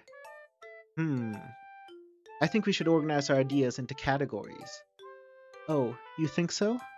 For the purpose of organization, let's jot down 3 different categories: attracting people, what we want to show, and other ideas. That'll make things easier for us to dig further into, I think. Well, look at you now. Already planning things out in a smart and strategic manner. JMoney is 0_82231. Hello and welcome to chat. Thank you for joining us. You certainly haven't changed a bit. I have my moments. Monica turns around and starts jotting down the things I mentioned. Attracting people, other ideas, what we want to show. Alright, do you remember your idea yet, Sayori? Oh, yeah, I did. Well, I had an idea of something we can put in the attracting people spot. Okay, go on. Well, even if you come up with the most fun thing ever, nobody's going to stop by if it's a literature event. They might think it'll be boring. So it's probably a good idea to figure out how to get people to show up in the first place, right? She really has a knack for planning when she puts her mind to it. A good strategy, Sayori. In that case, do you think food will do the trick? Oh, what kind? Well, I guess we could. Sayori, cupcakes! That was right in my ear. Good thinking. I'm sure Natsuki would love to do that. She makes the best cupcakes. That works out perfectly. Cupcakes? Yeah, you gotta try them sometime. She's a baker, huh? Well, if you say they're amazing, I'll take your word for it. Okay, cupcakes it is then. Well, that's one idea. Any others you two can think of? Ideas. Perhaps food isn't enough. What we need is something eye-catching and atmospheric. Something that can draw people in just from what they see. You know what I mean? Yeah, I think I get where you're coming from. I bet we can make flashy decorations to draw people in. Yeah, that could work. Maybe we could put words on banners and decorate the room with them. Perhaps we can discuss the particulars of that later. Lyman text in chat says this mod is actually something compared to the other mods. Yeah, it is. I'll just put down the general idea for now. Decorations. Alright then, can you guys think of anything else to grab people's attention? What else could we do? I'm drawing a blank. Other than a pamphlet or poster to advertise the event, I've got nothing. Me too. Man, this is making me hungry. You're still thinking of different types of food to bring people in, aren't you? I don't believe we need people thinking we're a cooking club. Yeah. No worries. Though yes, having promotional material would be smart. Sayori, can I task you with designing some posters for the event? Sure, you can count on me, Monica. What should be on the poster, though? Well, that would bring us to our next column. We have to decide what our club should actually do at the festival. Once more, I'm drawing a blank. I don't have the foggiest of what kind of event we could do. Sayori seems to be stumped as well. If you two couldn't think of anything, I was thinking that we could do a poetry performance. Oh, like a competition for best poem? No, more like we each perform our poems, one at a time, to our audience. People can see firsthand what they would do if they were here.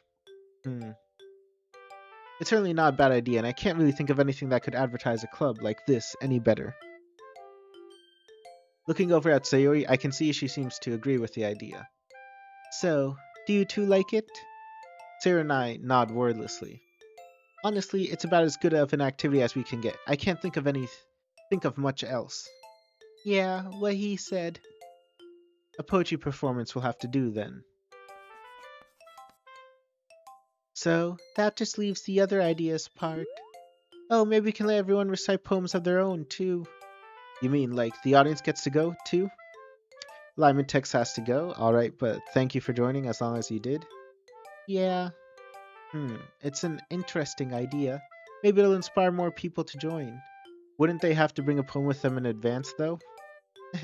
I guess so. Maybe we can mention that on the flyers or something. Ah, yeah, that's a good idea. Well, I like what we have at the moment. Great job, you two. I think I made the perfect call bringing you up. And with that, the chibi little artwork is done, but you can still see the school festival text on the background.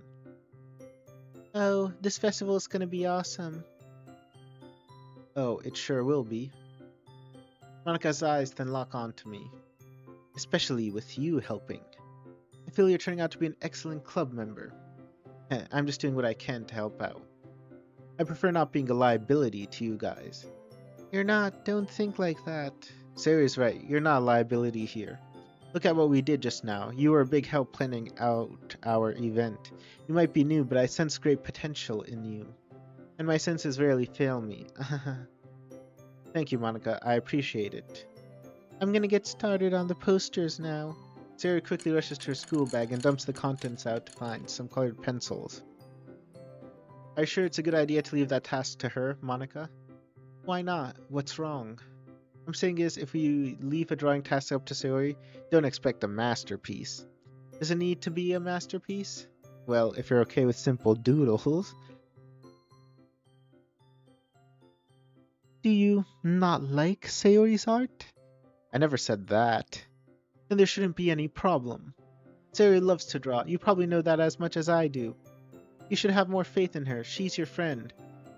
I know, it's just... My train of thought suddenly derails. I can't seem to find the right words to say. I trust her. I know she'll come up with something great. It doesn't have to be a masterpiece that will impress hundreds of people. What she can deliver is good enough, and we ought to thank her for it. Any budding artist could use as much support as possible to see things through. Sayori is no different. Especially from a close friend like you. Yeah.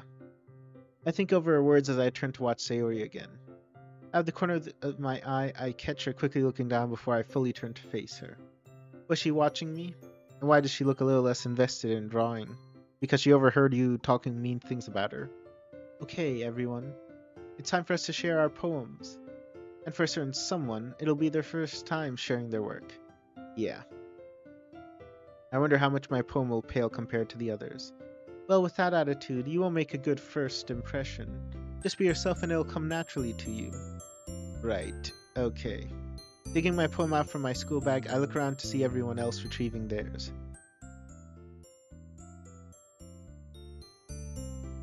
The poetry sharing session drew to its conclusion as I finished up with Monica. It was fun reading everyone's poems and seeing how different their writing styles are.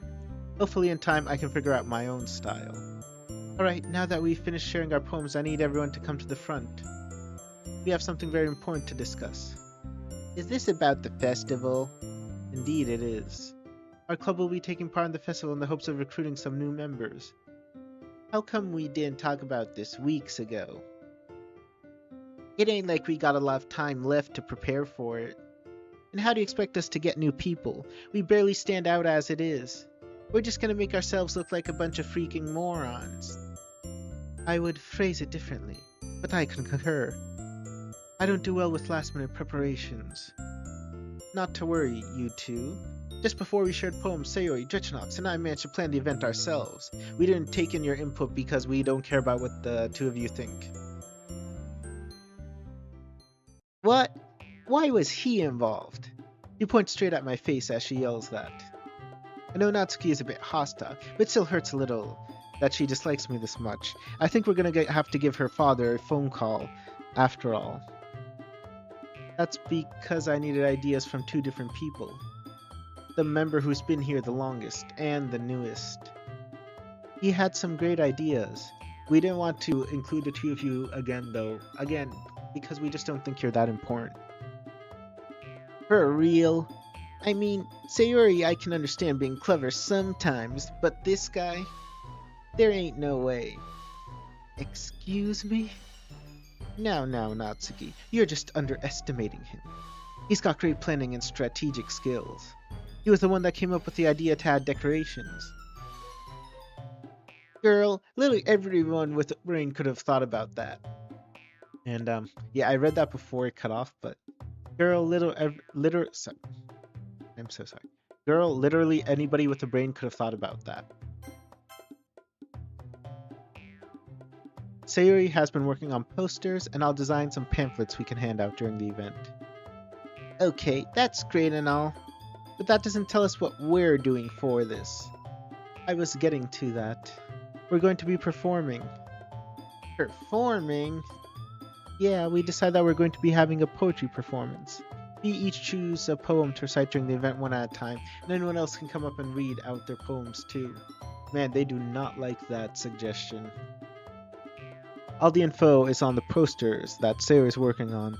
Also, we didn't think that it was necessary to tell the two of you that you had to prepare a poem, because once again, we don't think that the two of you are important, or that you can contribute anything meaningfully to the club. As if on cue, Sayori lifts one of the posters she's coloring for us to see. Are you kidding me? You can't be serious, Monica. You're not actually going through with this, are you? Do you really think it's that bad of an idea? It was the only thing we could really think of. Well, you could have done a maid outfit cafe, but whatever. Well, I mean, it's not a bad idea. But you really couldn't think of anything else? Because I didn't sign up for this. What makes you think that being in a literature club means that I have to actually participate in making literature? There's no way I'm performing in front of a crowd at the festival. This isn't the drama club we're in. Besides, you didn't even ask us earlier if we were cool with it. Were you just gonna make us do this even if we didn't want to? What kind of bullcrap planning is that? I agree with Natsuki. I don't feel comfortable with something like that. Opening up to so many people, she's literally shaking right now. Yuri shakes her head in fear, then hides into her hair. Man, Sayori looks really upset. I feel like I ought to say something, but I don't want to get Natsuki more riled up. She made a good point, though. Maybe I should have gone and asked them what they thought of our idea. Don't worry, I understand where you're coming from. You guys don't share your poems that often with others. Of course, there's also the fear of misjudgment from people once they listen. It would be a lot to ask of you to do it in front of a crowd. And you're right, I should have thought to ask you before we went forward with the idea. I'm sorry, guys. Everyone remains silent. It feels like an aura of uncertainty has settled within the room. But I still think we can give it our all. After all, we're the ones responsible for the fate of the club. Not many people give literature the time it deserves, right? So with our performance, we'll show the students of the school just what they're missing out on. We can show everyone the power of love and literature. Sayori looks pretty motivated by Monica's little speech, as am I. She must have that effect on people, what with her being a class star and all. Yeah, I want more people to see how great the club can be. Plus, it's the best way we've got to show everyone how passionate we are about literature. Having fun and inspiring others to feel the same. That's right. We're the reason this club exists today. I know you guys can pull through to keep it going. It may be challenging and daunting to recite a poem in front of people you don't know, but just remember, it's for our club's future. What do you all say? Are you with me? The motivation Monica tried to infect the others with doesn't seem to be working. Sayori's starting to look worried again, too. It won't be long until Monica feels the same. I'm in. I know this is going to sound weird or out of nowhere, coming from a guy who's only been here a day or two, but I still want to help the club with getting new members. Like Monica said, we are the ones responsible for the fate of the club. It's clear that this place holds a special place in your hearts. This is the only chance in the year that we can really show our passion to everyone in this school. Graduating while knowing that it will continue, even after we're moved on, would be more than fulfilling. It's clear that Monica and Sayori have been trying their hardest to find new members for the club until now. As club members and as their friends, we should have their backs on this. I turned to Monica and put an arm on her shoulder. Even if not everyone is on board with your idea, I'll always have your back. I'll help you achieve what you desire for the club to succeed. So you can count me in, Monica. I finish off with a confident and meaningful smile. In return, she reciprocates with one of her own. Ah, that means a lot to me. Really, thank you. I'm glad you'll be helping us out with all this. That was so cool. Looks to me like Natsuki doesn't have any arguments left. Ugh, alright, fine. I'll be a good club member and participate. I'll just have to get adjusted to the idea, I guess. Thank you, Natsuki. Guess that just leaves one left. Time to put peer pressure on Yuri.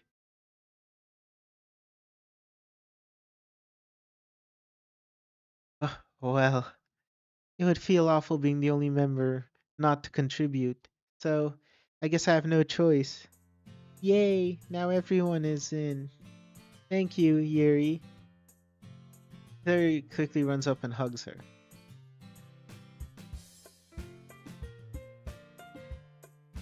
I suppose this makes the decision a little more worth it. I'll say, her positivity is infectious. When's it never? I can't help but agree, it's a heartwarming sight. Well, let's move on to the main event. We're going to practice reciting our poems in front of each other. What? No way! Well, that didn't last long. Monica, this is too sudden. Well, if you can't recite your poems in front of the club, how do you expect to do it in front of strangers that come in here? Monica, we aren't ready for this. We just warmed up to the idea that we weren't involved in planning, mind you, and you want us to start practicing right now? Besides, even if I was more prepared, I want to rehearse with a new poem, not the one I brought in today. Yeah, I'd want whatever I'm reciting to be my best work. I don't think what I brought in for today would really qualify for that. Oh, you two didn't bring any old poems or anything like that today? Even though I never asked you to, nor did I mention this idea in the past? They both shake their heads. Misty Sky 085, no way I'm reading anything. Okay then, I guess we don't have to practice today. We can move the recitals to tomorrow. That way you'll have plenty of time to prepare and write something you'll both be proud to share with newcomers. How does that sound? That would work much better, yes. Yeah, I guess that's fine. Still kind of pissed about the sudden idea a bit, but whatever. She still sounds hesitant, but doesn't seem to have any arguments left now. You two okay with this as well? No problems here. Yeah, I'm okay with that. I kind of wanted to make a good poem myself too, so this works out. Awesome. Alright, now that we've worked this out, I think that will be all for today. Just remember your club assignment tonight. Write a new poem to practice reciting and bring to the festival. I hope to see you all tomorrow. And thus, another club meeting has drawn to a close. Probably to the surprise of no one, Natsuki and Yuri were the first ones out. Terry walks up to me as I'm slinging my bag over my shoulder. I'm ready to go. Same here, let's go. We turn around and wave back to Monica as we depart from the club room. Misty Sky 085, you mean we have to remember the poem and recite it? I think that's how it works. Either that or they give you can. I think you can keep the paper in front of you, but if you start reading it from the paper, then it makes a wrong impression. You are expected to memorize a good portion of it. Oh, another custom background, and once again the clouds are moving. Very nice touch here. Man, so much has changed for me in these past few days.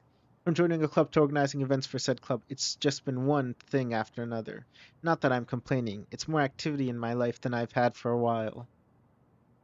Is it just me, or is it really quiet for some reason? Looking to my right, I see Sarah walking beside me. Oh, she has her... Oh wait, I didn't notice what color her bow was before. Was it still... Was it white or was it red? That's not like her. Hey, Sayori. I place my hand on her shoulder. Sayori. Huh? Are you okay? Oh, yeah, I'm fine. Sorry, I was just... You unlocked 4'33"? Huh? Just spacing out. Oh, okay then. That explains everything. Except who looks down when they're spacing out? Someone in chat said it was red. Okay, it was red, but it was like white a while before, and then it changed to red. This is like the original color. It's not the dark red it was in the beginning.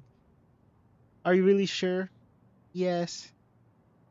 You shouldn't. You really shouldn't worry so much about me. Why shouldn't I? We're friends, right? That's what friends do. What they ought to do, I guess. Yeah, we are.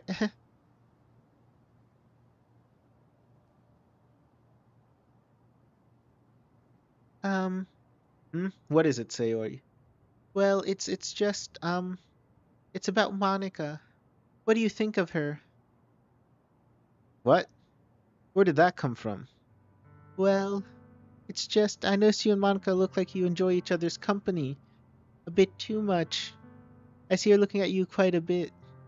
And she was asking me about you during lunch. No way. What did I even do that caught the class star's attention? So, I was wondering what you thought about her. Why do you think she's so interested? I if you want to, that is. Well, what do I even say to that?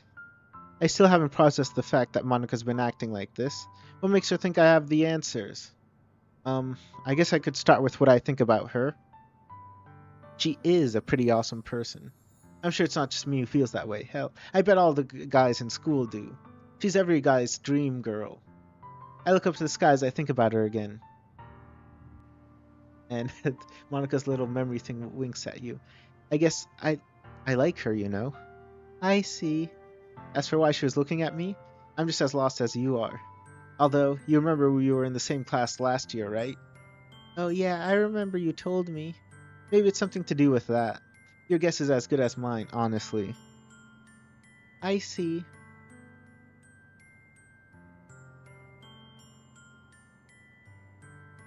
Was it something I said? Oh, no. It's just... Yes? I'm just glad you're contributing to the club and making new friends. It makes me really happy, and well, she's probably happy about it too. Especially with you being all motivational earlier.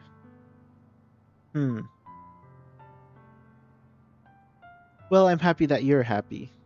Considering all the work that's ahead of us with the festival, we'll need all the positivity we've got to see us all through. I'm always happy to share. Smile at her before looking back ahead as we continue our walk.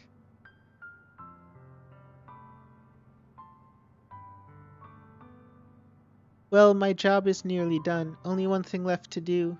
Huh? What's done? Soon you won't need me anymore.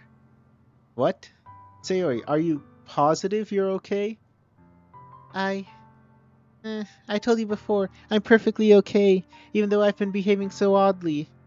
You'd have to be extremely dense not to notice. How many times do I have to say it? Before I can respond to that, a distant call from behind halts our conversation. Missy Sky 085, are you walking her home? I think that's what that looks like, yes. Upon turning around, we see Mayura running up to us. Hey, Sayori. Mayura. We both exchange a hug. Seems Sayori's back to her cheery self again. Looks like the depression went away. So, do I get a hug? Oh, you're still here? I hardly noticed. Very funny. At this point, I'm used to Mayura's sass. It's just her way of showing affection. A very twisted form of affection. As I walk behind the two chatting away, Sayori shows no sign of her moody behavior from earlier. It feels strange, like I might have seen something I wasn't meant to. Maybe she was just worried about how the festival is going to turn out? Or maybe there's something else. With dinner done and our plates cleaned, I returned to the living room where Mayura was using her telescope. But she's an astronomer? Wow, hey, you should see how many stars are out right now. What's wrong with just viewing them from here? Oh, come on, this is 10 times better. You can even see some planets. Maybe I'll spot an undiscovered one and name it after you. Planet Klutz. What? Hey. I groan as she gets a chuckle at my expense. Seriously though, I really want to find one. Then maybe I can become an astronomer. Well, if you want to be one, then you're gonna have to really pay attention to your schoolwork.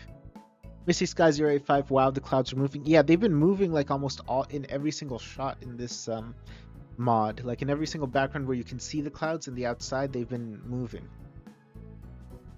Becoming an astronomer is not as easy as picking out a dot in the sky. Yeah, I know. Hey, does your school have an astronomy club? I think so. Reminded me of clubs. My thoughts returned to Sayori. Hey, Mayura? Hmm? What were you and Sayori talking about on the way home? Oh, just girl stuff. Nothing that would interest you. Okay. Did she look alright to you, at least? What do you mean? Like, was she feeling okay when you talked? Yeah, for the most part. Why? Just curious. Hmm. Well, hey, if you're so weirdly curious, she's still right next door, yeah? With a shrug, she's back to looking through her telescope, leaving me in an uneasy silence.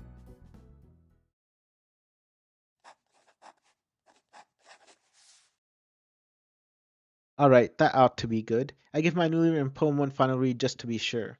At the very least, it feels like an improvement from my last one. Hopefully, it'll be decent enough for the festival, especially considering everyone else will be ready to give it their all. Missy Sky 085, what are you doing in Mayura's apartment? Mayura is our younger sister. We live together. I know you weren't there at the beginning of the stream.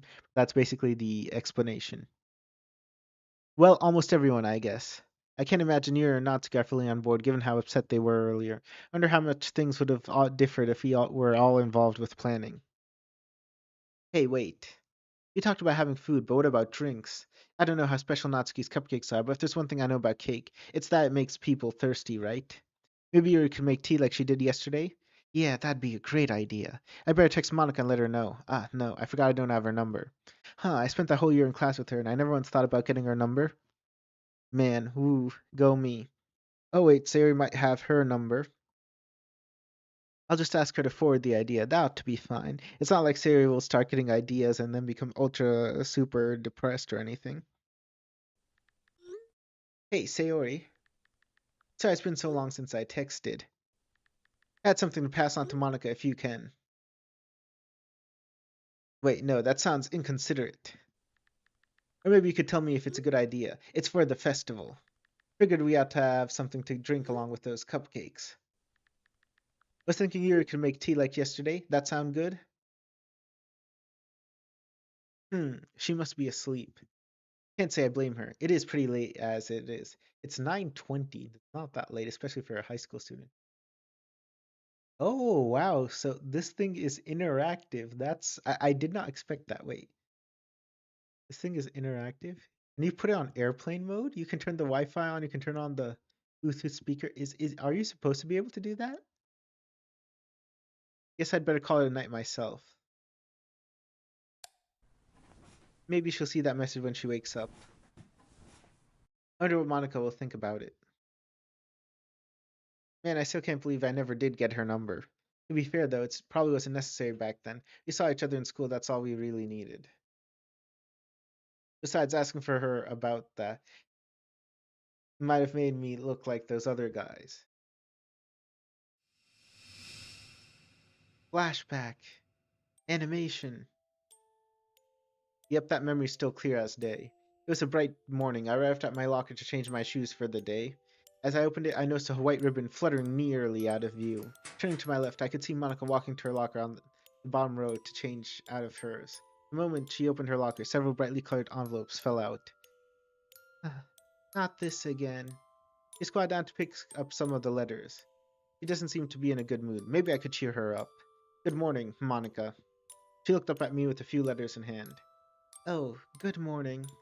You seem pretty popular lately. Don't remind me.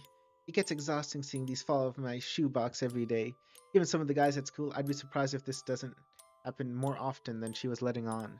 I'm gonna guess none of them interest you? Naturally. So, do you end up going to those guys to reject them?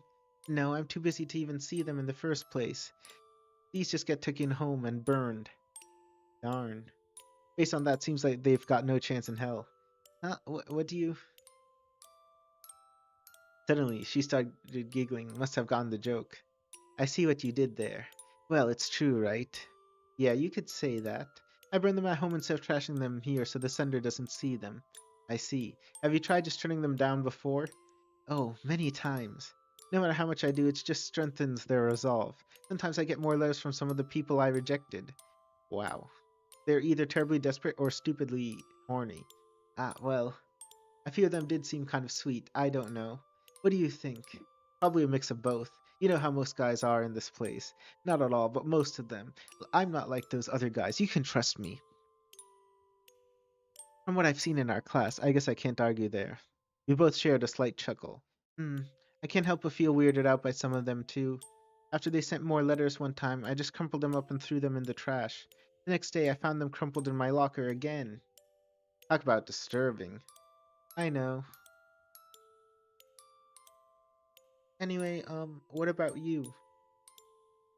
What do you mean? You get love letters from girls much? Nah, not really. I don't stand out in the crowd like you. I opened my shoe locker to emphasize my point. Wasn't an envelope to be found. Ah, that's a surprise. How so? I don't know, I just figured you would. Nope. Guess I'm just boring. I capped that statement off with a shrug. Don't say that. I mean, I don't think that's true. You should just be more confident in yourself. I'm sure you'd be a looker in some girl's eye. If you say so. Anyway, I'll see you in class, alright? Of course. After storing the letter, she closed her locker and ducked around the corner.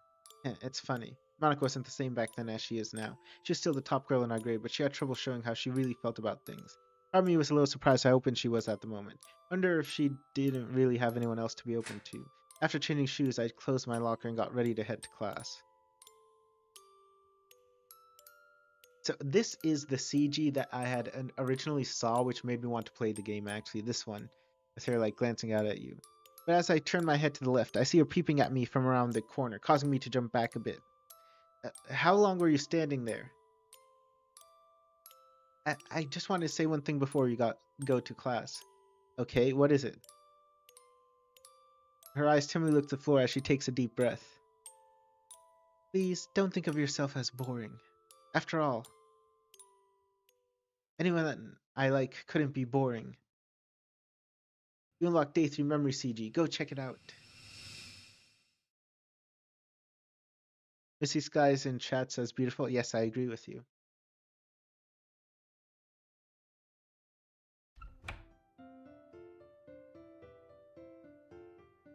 Okay, I'm going to save here. We are going to try to finish this mod today. I don't know how long it's going on for, but it's been 2 hours and I sort of need a break. I've been talking quite a bit already. From the gallery, though, it looks like... Wow, it looks like we've only unlocked like 1/3 of what's there. We may not be able to finish it today.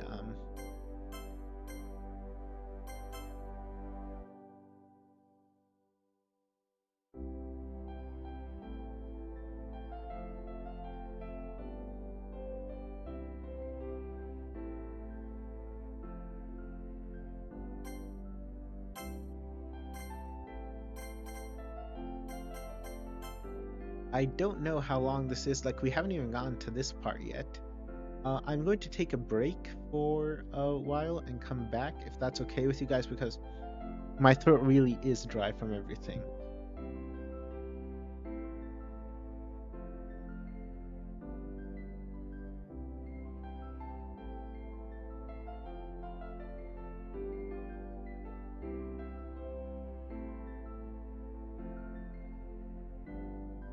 I'm just going to mute my microphone and we'll be back in 15 minutes.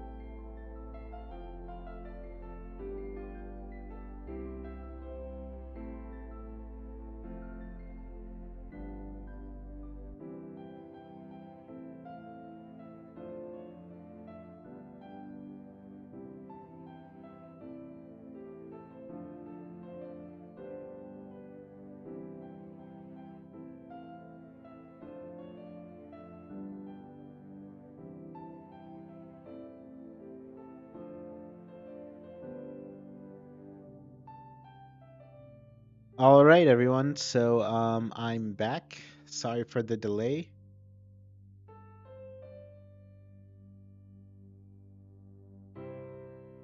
I'm just going to wait for a. I'm just going to wait for a few moments in case there's anyone who's waiting for me to come back to just join back in, and then we'll start.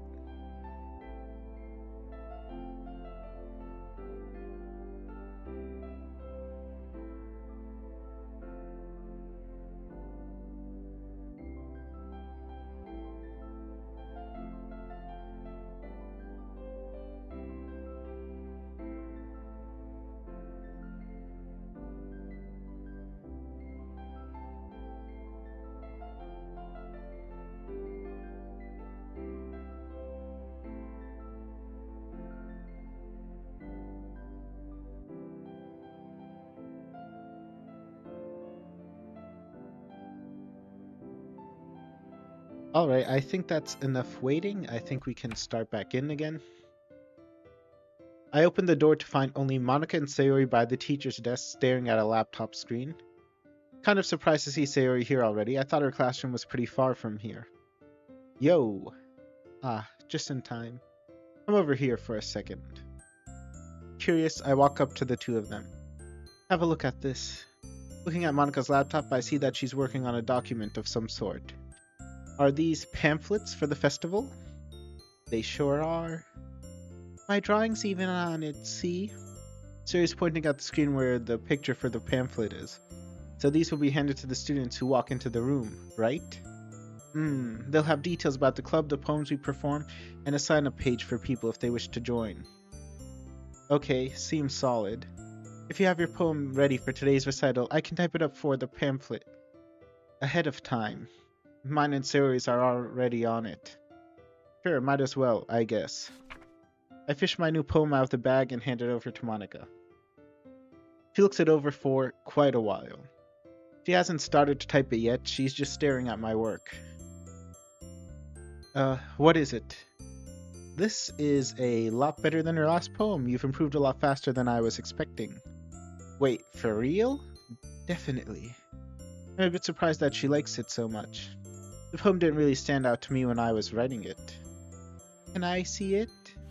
Monica hands her my poem as she finishes typing it up. Sayori reads it. I notice her features start to sag. She's smiling, but looks sad at the same time. It really is your best one so far. It's very nice. Her tone and delivery don't carry the response she just gave me. She sounds way more down than usual. Monica seems to notice as well, but she doesn't say anything. Sayori hands the poem back to me. Thanks. You've been pretty quiet, Sayori. Is something up? Oh, I just didn't want to interrupt the conversation, that's all. Her face lights up again as she shows me her pearly whites. Why didn't that feel genuine? I look at my phone to check this time. Natsuki and Yuri are late, aren't they? They are. Yeah, usually they get here a little after I do, I think. We all look towards the classroom door, expecting it to open. Nothing. That is until I spot a shadow by the door. What? What is it? The shadow is accompanied by another before they both quickly move away. Wait a second. Are those two ditching the club? I silently approach the door, open it in a flash, and look out to the hallway. Looks like my suspicions were correct. Found them. What? There you are. Oh, this is really nice, like, if you see them just, like, hanging out of frame. Alright, guys, we found them. Just grab your baseball bats and let's just beat them up for trying to play hooky. What are you two doing out here? Neither Natsuki nor Yuri speak up, instead trying to look oblivious. I can kind of guess why. My guess is that they're loitering around the clubroom trying to gather the courage to do the recital. But as you can see, this is proving to be a difficult challenge for. You don't have to make us look that bad, jerk. Yeah, it's us. Here we are. Happy now? Sure, though you are a bit late. I swear to God, I'm going to kill you one of these. Okay, that's enough, you two. Uh, I must apologize. We don't mean to give off the impression that we didn't want to come today. It's just, Monica walks over to Yuri, putting a hand on her shoulder. I understand, Yuri. This is still pretty intimidating for you, isn't it? She nods wordlessly. Hey, it's the same for all of us. This will be the biggest challenge so far for the club. It's all for the sake of its future. A future we have to hold on to together. He's right, I'm nervous about this whole thing too. But I feel like if I have my friends with me along the way, it'll all be worth it. It'll all work if you guys are happy and enjoying it. So, what do you say? Hmm. Looks like they're more on board with this event now. Thanks. Okay, I'll try it. Hmm. Yeah. The most we can do is give it everything we can, I suppose. Exactly. Now come on, guys, let's knock this recital out of the park.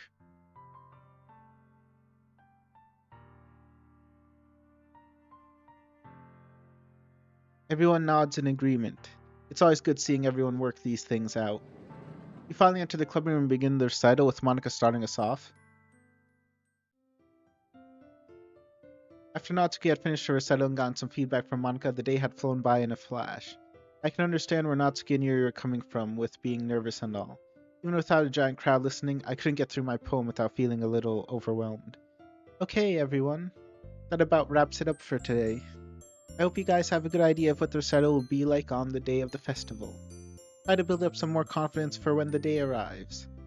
I'm nervous, but I'm ready for it. I might not have as much enthusiasm, but I'll still try my best. Yeah, I'm alright. I'll do just fine.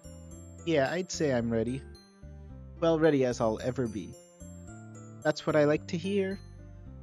Make sure to practice reciting your poem as much as possible before the festival, everyone. Practice makes perfect, as they say. As we all start packing away our stuff, I look out the window. The sun is much lower over the horizon than before. We've been here longer than I expected. Shouldn't keep Sayori waiting. She's always eager to go home with me. I grab my bag and sling it over my shoulder. Alright, Sayori, I'm... Ready? Huh? Sayori isn't here. Where did she go? Everyone else is still in the room. Did she leave already? I quickly walk out the door into the hallway to catch up with her. Luckily, she doesn't get too far before I spot her down the hallway. Hey, Sayori, wait up. She didn't slow down, so I speed up to her. Hey, what's up? You just left me back there. Hmm? Oh, sorry, I thought you were staying back, so I went ahead. Without checking in? I thought you wanted to uphold our tradition. What tradition? You don't remember? You made a tradition for us to walk to and from school together. It was something you wanted. You brought it up a couple of days ago. Oh, right. He doesn't say anything else as we walk together. The silence. Why does it feel so wrong? I don't want to assume anything, but it's really not like her to be this quiet. It's almost scary, and me being scared by my closest friend can't mean anything good. Suddenly, she walks ahead and turns to me with a look I've never seen on her. Hey, I just wanted to know something. What is it? Well, who'd you rather walk home with, Monica or me? What kind of a question is that? Does she still think Monica and I are close? Sari, what are you talking about? I'm just curious, that's all. You're putting me in a pretty awkward spot here, Sayori. You must have a reason for asking me something like this. Curiosity or maybe jealousy? Nah, that sounds a little out there for someone like Sayori. Still, something's definitely off here. Okay. I'll admit, the idea of walking home with Monica sounds pretty nice. It'd be a huge missed opportunity if she asked me and I turned her down. I thought it might. She's beautiful and a good leader. That has nothing to do with what I just said. I wouldn't just ditch you to walk home with Monica. Besides, the chances of her and I walking home together are already slim.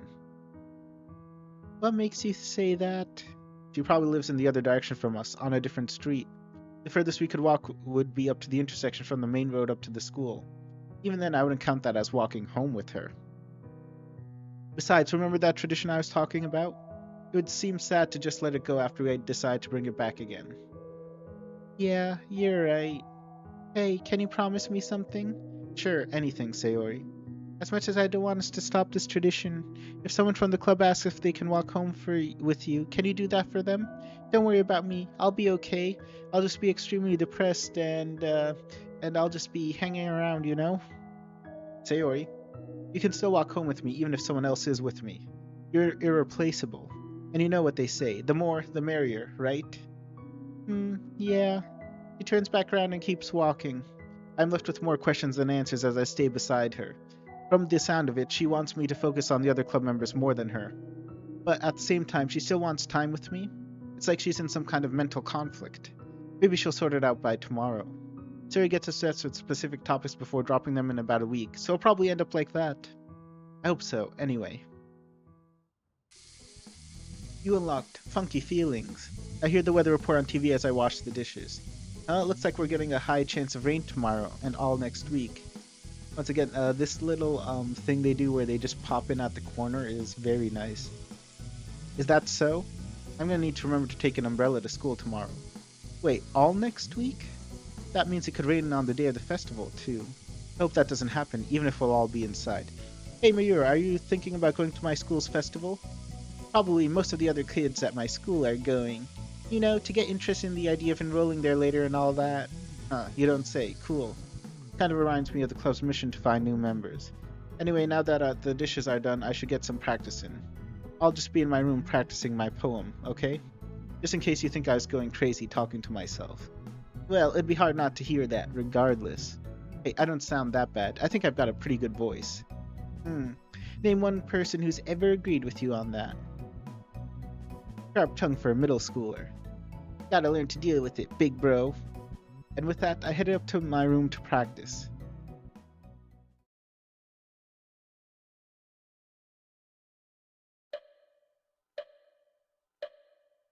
Animation again. I mean, it's the same one with Monica, but still. After tidying up my poem, I slip it back into my bag for tomorrow. The poetry recitals were a success today. Hopefully Natsuki and Yuri can fully power through their nerves and enjoy the festival. And then there's Sayori. I could see it. She's not holding up too well. She's been doing so well ever since she confessed it to me. If it gets any worse, I can't help but feel like she might need an intervention. It's hard to imagine how he would feel like if he found out too. I promised I wouldn't tell anyone else, but knowing Drechenaux, he'll find out soon enough. He's smart. I don't think the MC is that smart, but okay. The guilt of keeping it hidden from him certainly isn't helping either. Anyway, I should really try to sleep.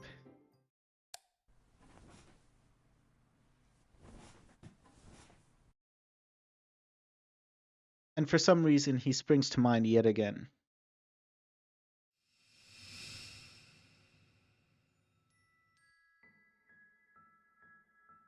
I remember walking through the halls at lunchtime when I saw him standing in the hallway. He looked like he was looking at something on the bulletin board. He then shrugged and walked away. What was he looking at? After he rounded the corner, I approached the board to have a look for myself. Listed on the board were advertisements for various school clubs. Soccer, anime, debate, theater. Was he thinking of joining one?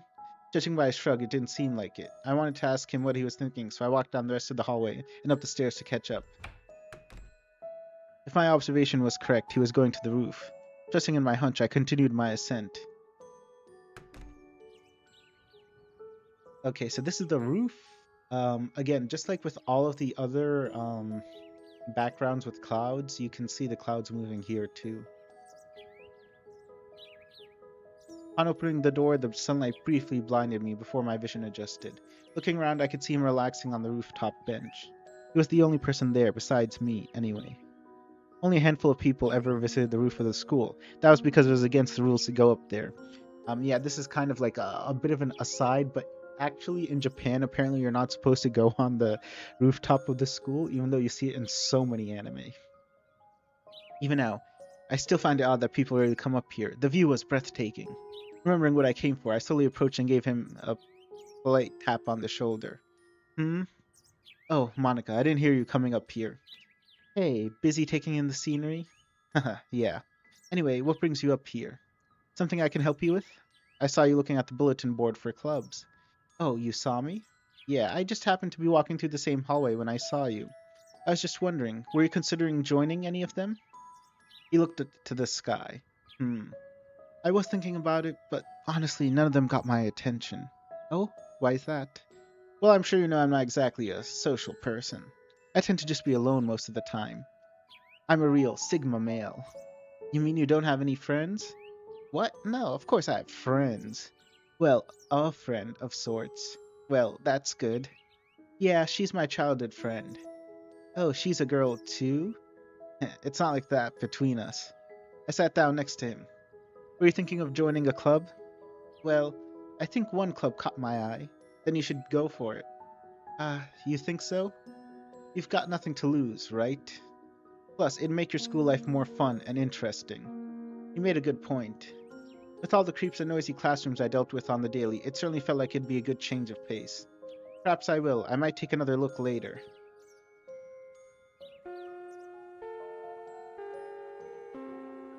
He stood up from the bench. You can tell me later which one you're considering. See you in class, okay? Hey, wait. We had already bolted down the stairs from the roof door. I don't know if you can hear it. One of my Steam notifications just popped up. I should have probably disabled it. It makes a noise I couldn't hear. I'm sorry if it appeared on the stream. No doubt he didn't want to be late. Neither did I, so I quickly got up and hurried out. I didn't even get to ask him if he wanted to join the same club as me that day.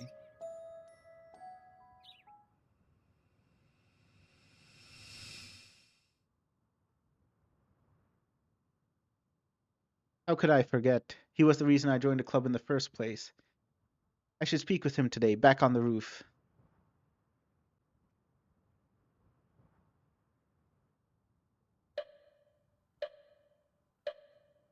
And now we switch over to the main character again.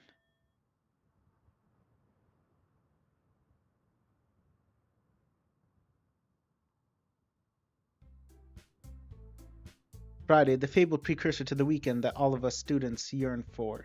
I remember there would be a high chance of rain later today, so I brought my umbrella just in case. Arriving at school with Sayori in tow, I slot it down in the umbrella racks next to the shoe lockers. We both go to our respective lockers to change out of our outside shoes into our school slippers. My first period is PE, so I need to hurry over to the courtyard. I'll see you at the club today. She walks into the school to find her classroom as I make my way over to the courtyard. Sayori hasn't been very responsive today. We barely spoke to each other on the way here.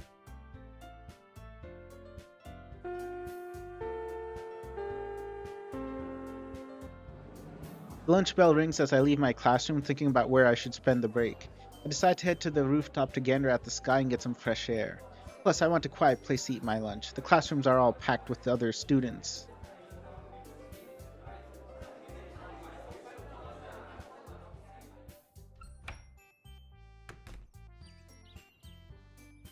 Letting the door shut behind me, I walk up to the bench with the best view. I sit my lunch beside me and sprawl my arms over the bench, letting the cool breeze brush over me while I gaze at the clouds. Not the one dark cloud slowly approaching, no doubt the oncoming storm. And good thing I brought the umbrella with me. I'll definitely need it later. Huh? Well, this is certainly unlocking memories. It's Monica. She sees me and smiles as she approaches, bento box in hand. Hey. Yo, Monica. I thought I might find you up here. I can't help but chuckle at that as I go back to cloud gazing. You must know me so well, huh? Reminds me of the time you came up to me here asking about clubs. Strange, I thought you would respond by now. Looking back around, I notice Monica's just staring at me. Monica, everything okay? So, you do remember. Remember? If it's about what I said earlier, yeah, I remember. Why? What's so special about it? Monica sits down next to me on the bench. It's just, I had a dream about that day. Well, I guess it felt more like a memory. Wait, what? You dreamed or remembered that in your sleep? She looks at me and simply nods. I look towards a black cloud in the distance as thunder rumbles from the horizon. You too, huh? What do you mean, me too? Did you have a similar dream last night? I've been having dreams or memories of last year, yeah. All about the time when we were both in the same class. Heh, they were good memories. I know, it's crazy how much time we spent together, huh? I think you were the only person I really talked to at school, other than Sayori. Yeah, you haven't really changed all that much since then, have you? Still the same funny, caring guy I remember. I blush a bit at her compliments. I remember you were pretty different, though. Yeah, more emotional, right? But still very endearing. Thanks. What do you think these memories mean for us? I'm not sure. Could have 1,000 different meanings, really. But clearly they're important enough that we remember them so fondly. Hmm. What else was different? Oh, I remember when you weren't very confident about yourself, despite what you are now. Or what do you mean? Well, you're among the highest ranking students in the school. Really? This MC? The highest ranking boy, for that matter.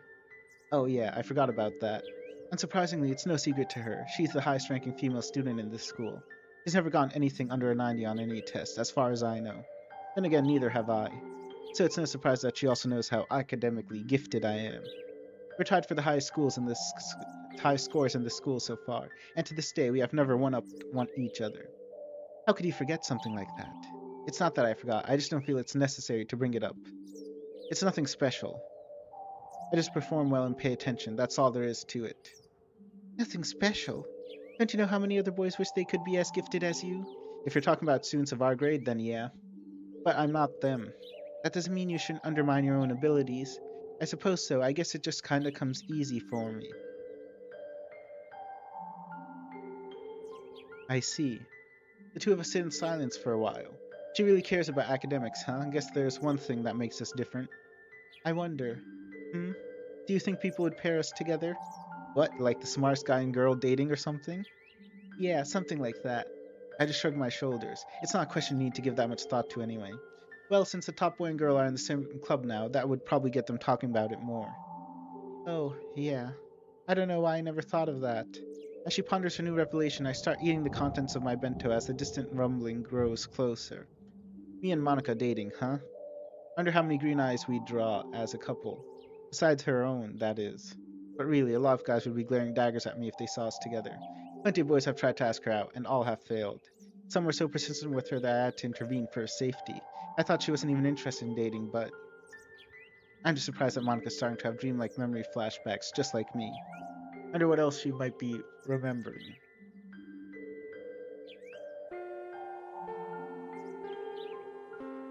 Well, that's unfortunate. I'd have loved to keep reminiscing about our past together, but class awaits us. Yeah, a shame. Perhaps another time? If you want to, I'm fine with that. Sure. You're fun to talk about. Plus, I enjoy talking with you.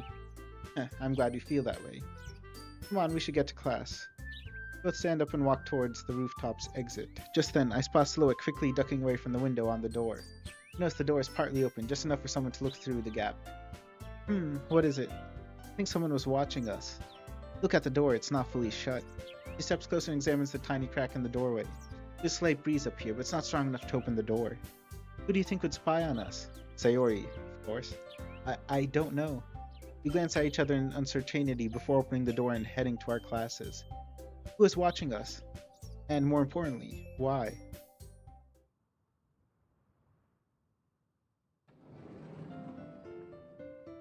Aw, man.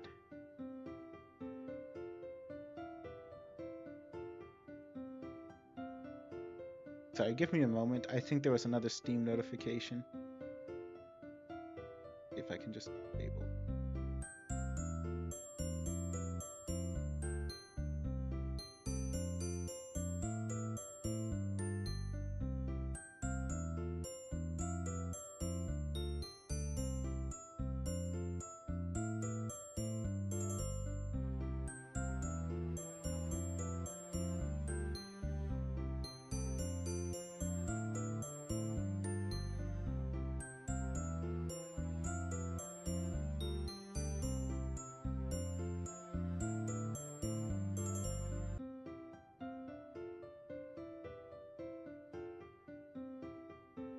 Okay, I think I fixed the Steam notifications. Sorry about that.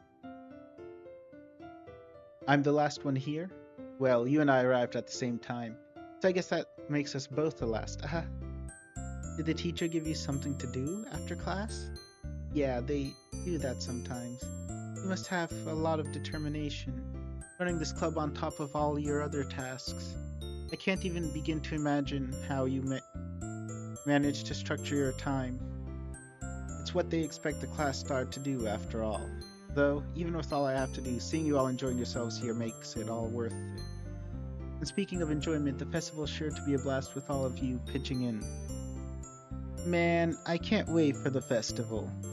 It's gonna be killer. Huh? Haven't you been complaining about the festival for a while, Natsuki? Not to say I don't appreciate the change of mind, but it's surprising. I was complaining about our part of the festival. Ignoring that, it's a free day of school where we get to play around and eat all kinds of food. Normally I expect something like that to be coming out of Sayori. Speaking of, where is she? Ah, there you are. Spot Sayori sitting in the corner of the room, looking down. Looking very depressed, almost like she's about to do something over the weekend, though hopefully that doesn't happen during this mod. Otherwise I'm gonna have to demonetize this stream. She's acting just like she was yesterday. I walk over to her. Hey, Sayori? Sayori? I wave my hand in front of her face. Eh? Either you are spacing out again or something's up. Oh. Sorry. Don't mind me. You can go talk to Monica and the others. Huh. Sayori, are you sure everything's alright? Of course. Why wouldn't it be? You tell me. You're clearly feeling off today. What's wrong? Geez, stop worrying so much. I'm fine, see? Sayori shows me the biggest smile she can muster. I'd buy if it weren't for the fact that the sides of her mouth are twitching as she tries to maintain her composure. Don't let me distract you from having fun with everyone. I'm just going to be sad in the corner, alright, where you can ignore me easily. She's definitely faking being okay, but I won't press her further. It might cause a scene. Well, alright then. Sorry for worrying about you. I turn away from Sayori and walk back to the others, but not before giving her a concerned glance. Once I return to where I was, I find that everyone's already left to their usual spots. Maybe Monica knows what's up? The two of them could have been preparing for the festival the most, out of everyone here, so they must spend a lot of time together. I head over to Monica, who's shuffling through some papers at the teacher's desk. Hey, what's up? Hey, I need to ask you something. Sure thing, what can I help you with? It's about Sayori. She's looking a little down today. Down? What do you mean? See for yourself. I stand aside so Monica can see Sayori. She's just sitting there, dragging a rubber eraser up and down her desk. Maybe there's something on her mind? Not maybe, there is. Well, I'm surprised I'm not the one asking you about her. You certainly know her a lot better than I do. True, but she's never really like this. She's always talked to me about stuff that bothered her in the past, but just now when I asked her, she was very dismissive. I've noticed that this has been going on for a while now, since Wednesday at least. Sorry, I just thought you might have noticed something with her, that's all. No, it's okay. I'm her friend as well, I should have picked up on this by now. As club president, it's my responsibility to look after the well-being of my club members. She stands up and rests a hand on my shoulder. I'll go talk to her. Are you sure you'll have any luck with her? She's probably going to hide her feelings from you, too. I don't think so. I think what's on her mind is you. Me? What makes you so sure? Well, I have a feeling it's something she would have a hard time bringing up with you. So I may have better luck finding out. Sayori talks about you more than anything else, you know, and despite that, somehow Natsuki didn't know who you were in the beginning. Eh? She's been so much happier since you joined the club. It's like the sun's rays penetrating through the clouds. What? No way. Sayori is always like that, isn't she? It's not any different now than it has always been, right? Monica leans in close and whispers in my ear. Perhaps. Maybe you're seeing a side of her that you've never seen before. Just hang tight. I'll talk to her to see what's happening. Okay, I'll leave her to you then. I trust you, Monica. I'm sure you'll find out what it is. She smiles meaningfully before releasing my shoulder. I see her walk to Sayori, then kneel next to her before talking. I decide to keep my distance, assuming Monica's hunch about me is true. I sit at an empty desk and rest my head on my hands. Sayori keeps telling me not to worry. Hell, she almost looked mad about it earlier. But she ought to know that it's impossible for me when she's feeling like this. I'd feel awful leaving her out and talking with the others instead. She's very special to me, so it really weighs me down that she wants to push me away, especially after all the time we spent apart. I really hope Monica can figure out what's up. While rereading my poem for the festival, I feel a tap on my shoulder. Oh, you're back. How did it go? She certainly wasn't feeling herself, that's for sure, so I sent her home early for today. I peer around Monica curiously. Looks like she followed through. Sayori is nowhere to be found. Yuri and Natsuki are still in their respective spots, reading their literature of choice. Any info on what's been bothering her? Monica? I'm sorry, she asked me not to tell you. In her words, she told me, I'll tell him when I'm ready, and that's as much as I could get out of her. I'm very sorry. She looks downtrodden. I know it's not because she can't do much. She must feel terrible for having to keep it from me. I take a deep breath, stand up from my desk, and place my hands on her shoulders. Hey, I understand. You said she would tell me eventually, right? As long as I'm going to know what's up, I'll feel much better. I'm also worried about that. Huh? What do you mean? Once you find out what's happening, I don't think you will. I just know it. It's that bad? Ah, sorry. I let go after realizing I'm slowly tightening my grip on her. No, it's okay. It's endearing how much she means to you. Come on, let's get ready to share poems. She says that to me in a comforting whisper. She and I are in the same boat regarding Sayori, clearly. Maybe I underestimated just how much Sayori really means to me.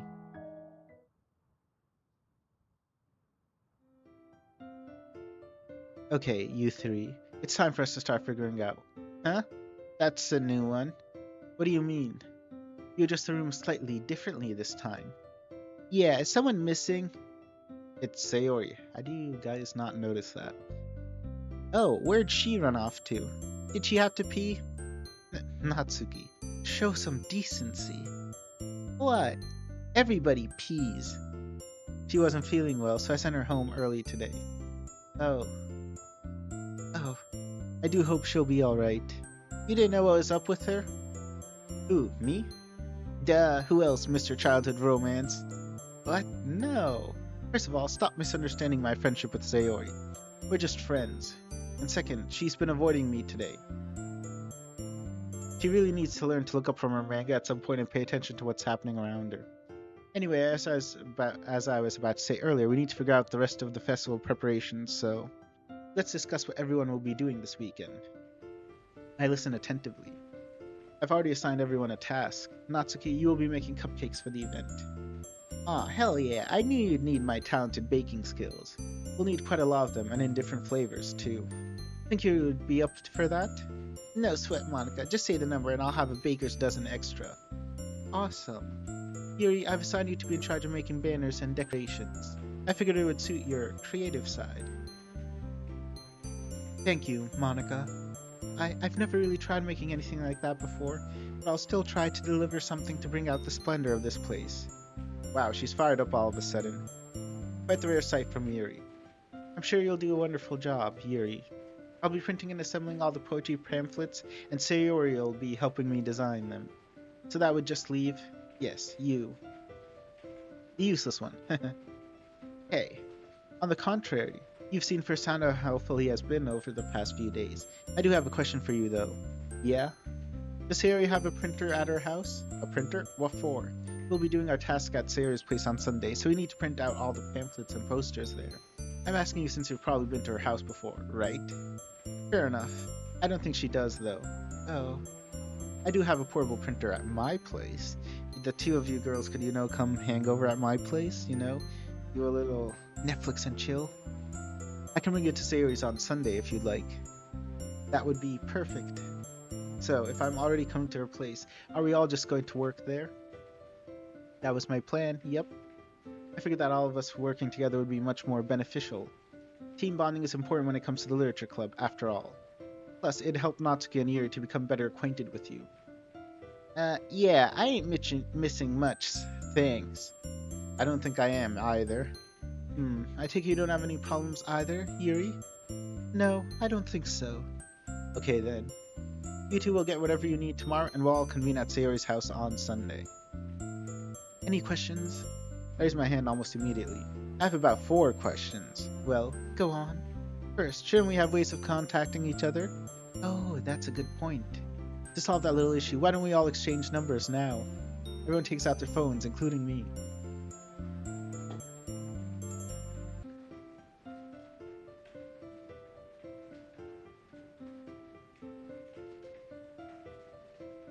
Sorry about that. I had to cough and I muted the microphone. The girls already have each other's numbers, and I end up being pretty much the only one doing any exchanging. Sayori's number is already on my phone, of course. Along with Mayura and my father, those three numbers are the only contacts I've had until now. Okay, two questions. Where is his mother? And second, where has his father been all this time? Monica also adds me to the club's group chat, just in case we need to communicate as a group outside of school. Okay, secondly, is Sayori aware of what's happening over the weekend? I told her what would happen before I sent her home, so don't worry about that. Cool. Third, I'm not sure if you girls know, but I have a little sister at home. Do you think she could help us out? Of course. Any extra hands are a big help. Held the phone. Now what? How come you never told us you have a little sister? Probably because you never asked me? Eh. Also, don't think if I was supposed to specify if I had siblings before. Okay, you got me there. Lastly, I know you're going to use my printer, but what am I supposed to be doing? If in doubt, just help whoever needs help. So, in other words, I'm a freelancer? Not what I would compare it to, but sure, let's go with that. Do you have any other questions? Nope, that's all. Alright then. With all the small stuff sorted, we can wrap this meeting up for today. Remember to keep practicing your poems for the festival. I'm counting on you guys to give everyone a stellar performance. See you all on Sunday. And with that, we all gather our belongings and start to file out of the room. Today is the first day since I joined the club that I'll be walking home. Alone. Thunder rumbles from above as I head out of the club.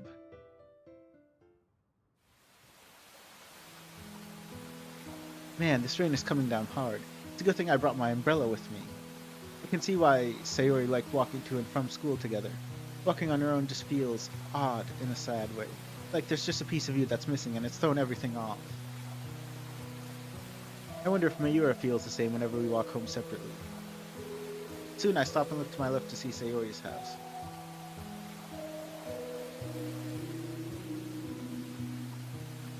I peer up at the wet bedroom window. There's definitely something up with her. Monica said that she would tell me when she's ready. Maybe tomorrow would be a good time to ask her. If I can find out what's going on and help her feel better before Sunday, things will go so much smoother for the club. Hopefully it'll be the same for us.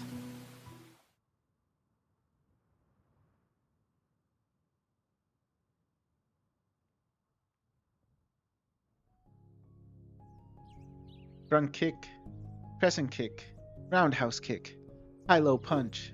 Ah! Loud kia, I finished my techniques. Ew, that was a good workout. Every so often on weekends, I do a 1-hour karate session. I was taught karate at a young age by my late mother. She was a world champion herself with many trophies and titles to her name. Unfortunately for me, while she was my mother and did love me so, she put me through the iron ringer of hell to get me to where I am today. Her lessons were harsh, physically straining, stressful, and emotional. Though it's thanks to her that she strengthened my resolve never to give up no matter how challenging any situation was.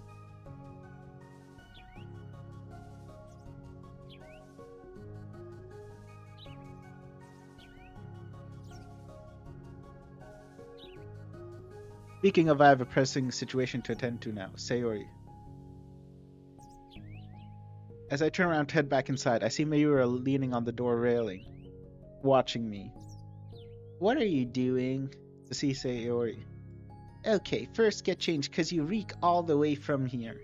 I can't help but shoot a dismissive glance her way. It's not like I can help it. Oh, and tell her I said hi. Will do. I walk past her, my mind suddenly clicks. Oh, Mayura? I forgot to mention yesterday that I'll be at her house tomorrow.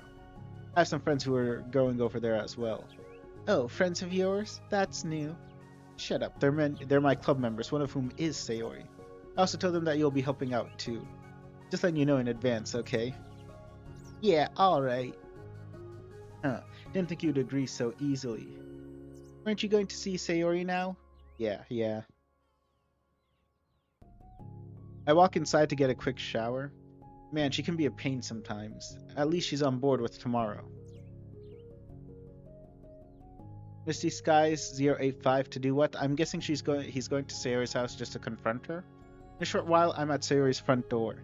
I texted her in advance that I was coming over, though she has yet to respond. I knock on her door. No response? I fish out a spare key to her house, unlock the door, and go inside. You unlocked Healing Mist, Protagonist's theme. And this is, I guess, part of her house. The house is dead quiet.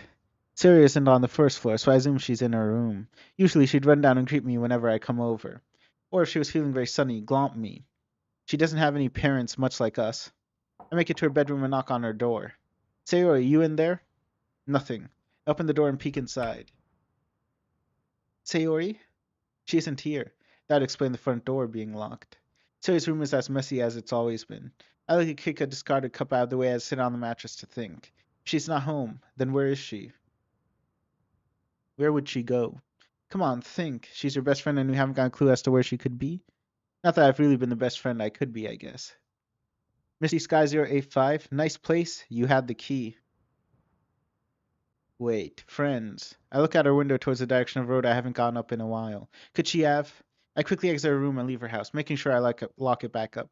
It's just a hunch, but I'm praying it's a solid one. Look, it's a little playground. After a bit of a lengthy walk, I finally arrive at our old playground in the neighborhood. This place takes me back quite a bit. Many years ago, Sarah and I would come here often after school to play together. And speak of the devil, looks like my prayers were answered. Here you can see Sayori on a swing set. I step closer to her and sit on the opposite swing set. Sayori? She turns to look at me. I feel like she didn't expect me to show up. Oh, hi.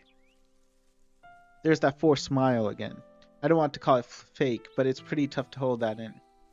Neither of us responds for a good minute. It's been a while since we were here together, huh? Yeah, I guess it has. Not much has changed, huh? I know you didn't come here just to talk about this place, Drechenaux. Observant as ever. I know Monica already told everyone, but just to be sure, you do know what we're doing tomorrow. Yeah, she told me before she sent me home. It would seem very silly not to keep her trusty vice president informed. Now she's putting up an act to make me not worry more. I can see right through her. She's behaving very unnaturally. This isn't the Sayori I know or remember. Time to stop beating about the bush. I just came to see if you were doing okay. After you went home on Friday, I couldn't help but get worried. Not to mention you're here instead of at home. When something's wrong, you can't hide it from me forever. I know you all too well. So, what's wrong? She then smiles, shaking her head. Again, everything's fine, dummy. Nothing to worry about at all, Sayori. The first time I see her eyes shrink in what I can only guess is fear. Fear of me. What? It's true. You know it's not. I know it's not too. I'm not the only one who's noticed there's something wrong either. Please, Sayori, let me help you. God, what I'm doing. I'm probably gonna scare her off if I'm not careful. Who noticed? I mean, who's worried? It must be over some kind of misunderstanding. You really expect your best friend to misunderstand how you're coming off right now? I don't think I've ever raised my voice at her so much before. I would raise my voice IRL, but I can't. I'm in an apartment. I don't want to cause trouble for other people. Sarah just stares at me, her terrified gaze slowly calming to a dead expression. I don't just... Misty Skies 085 in chat is asking why would she fear you. I'm guessing she's scared because of his expression. Or tone. You wouldn't understand what's wrong. So there is something wrong.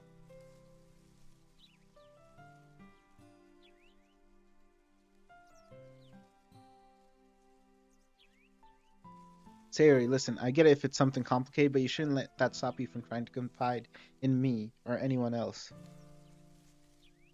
You can trust me, Sayori. She looks away for a moment before slowly shaking her head, putting on a weak grin. Can I really trust that I won't hurt you with something this dark? Dark? Sayori, dealing with something dark? That doesn't sound like her at all. Of course you can. I promise you won't hurt me. Pinky promise? She slowly extends her arm towards me, pinky finger raised. I quickly wrap my own finger around hers. Always and forever. She giggles a little before pulling her hand back. It's not her usual sweet laughter, though. Something far more grated. I almost said goaded. How would that make sense? I guess I really don't have a choice now, do I? Oh, you cruel, cruel world. You see, Drechenaux, I have the big sad. Say what now? So... Hey, it's fine. Don't try to rush it, okay? Nodding her head, we both sit in silence for a couple of minutes. Her face is contorted in a empty stare at the ground below. It's frightening just how much this side of her clashes with the Sayori I've always known. Finally, she turns back to face me. Okay, so... about there being something wrong with me. Yeah? Well, it's not a new thing. I've been like this for as long as I can remember. Not new? How come I never noticed until now? I must be the densest person ever. Am I really that dense? Yes, you are. She focuses harder on my face and takes a deep breath. I have really bad depression, Drechenaux. Ever since you became my friend, and before that. I didn't want to hurt you with my sadness, so I pretended to be happy for you. So, yeah. I don't know what to say. I don't even know what to think. Sayori, the most energetic and lovable girl I've ever met. It was all an act to hide herself from me. Of all the things that could be weighing heavily on her shoulders, was our friendship all this time nothing more than a coping mechanism? Why? Why, Sayori? Eh? I don't understand. Are you certain this is how you're really feeling? Well, yeah. Surely there has to be more to it, right? Is there something wrong that's making you feel so depressed? Sorry, I didn't read all that. Is something wrong that's making you feel so depressed? Is it something I did, or is someone bullying you, or... No, Drechenaux, it's not your fault. It's all mine. I never should have let you see me like this. If I had just seen it in a better eye... Sorry, what are you talking about? You're one of the most caring people I know. You don't deserve this. I do, though. It's my fault for thinking everything would just magically get better. Now I'm a problem for everyone in the club. I'm ruining everything by being here. Missy Sky 085 in chat, she has a crush on you. Yeah, I think that's pretty obvious. What? How long has she been feeling like this? Who told you that? Is there something you're not telling me? I did. You told yourself all these mean things? No, the thoughts in my head, Are you sure there's nobody hurting you? No. It's just me, my cloudy thoughts, but they're right. All I do is make people around me suffer. I'm hurting you right now, aren't I? I don't know how to respond. It does hurt to see Sayori like this, but I can't say that, not when she's in pain. Your cloudy thoughts? It's okay, I'll just, It's almost torturous to look at her like this. I'll just keep being cheery. I have to. Just forget about today, okay? Don't you go worrying about me more. You know I can't do that. You're my friend, Sayori. I'm always here for you. We ought to get you some help. Maybe we could see a therapist, or I can spend more time with you. No. As I stretch out my hand to comfort her, Sayori suddenly pulls away. Oh, why did I tell you anything? It's all ruined. She quickly hops off the swing set and starts running ahead, clutching her chest. Sayori, wait. I get from the swing set and begin my pursuit. Sayori, please, just talk to me. I'm only trying to help. Yeah. Ugh. I tripped on a rock and fell to the ground hard beneath me. More Briggs in chat. I love this mod. I'm also loving this mod. This is a very well-made mod. Darn it. I think I just grazed my elbows. Eep, Drechenaux. Surprisingly, I see Sayori running back towards me in a panic. Are you okay? I get back on my feet. I'm fine, just tripped. But you're bleeding. It's fine, I've had worse than this. Oh. She starts gripping her head in what looks like frustration. What is wrong with me? Hey, Sayori, it's not your fault. I only fell, that's all. That's not what I meant. I shouldn't have told you any of this. You weren't supposed to know anything. But now that you have told me, maybe I can help. I don't want you to help. I can't just inflict myself on you more than I already have. Oh, why can't things just always be the way they were? Why do I still do this to myself? Not wishing for her to dig herself into an even deeper hole, I walk over and embrace Sayori. What are you? Hopefully doing the right thing. You always come running over to help when I get hurt, so I'm going to do the same for you. Sayori looks at me, seemingly a bit confused. But I'm not the one who fell, dummy. You're hurt inside, Sayori. Just because it's not visible doesn't mean nothing's wrong. She isn't hugging me back. I don't want there to be something wrong. You're not supposed to see this at all. I just want to go back, pretend like this never happened. Sayori. That's enough. We can't just go back. I can't pretend that you're not in pain from all of this. We can work through this if you agree to sit down and talk about it. Please, just take a deep breath, okay? I promise I won't hate you. Sayori lets out a shaky sigh and relaxes a little bit into my hug. Well, if you promise, then I can try. It's the least I can do, Sayori. I bring her back over to the swings as we both sit down at them. Now let's start from the beginning. Oh, are you sure you want to start there? It's kind of a lot. I'm not really sure when it even started anyway. Oh, if it's too much to handle, you don't have to go into all the details right now. I don't know. I really don't want to talk about this. But Sayori, how am I supposed to help if I don't know what's going on?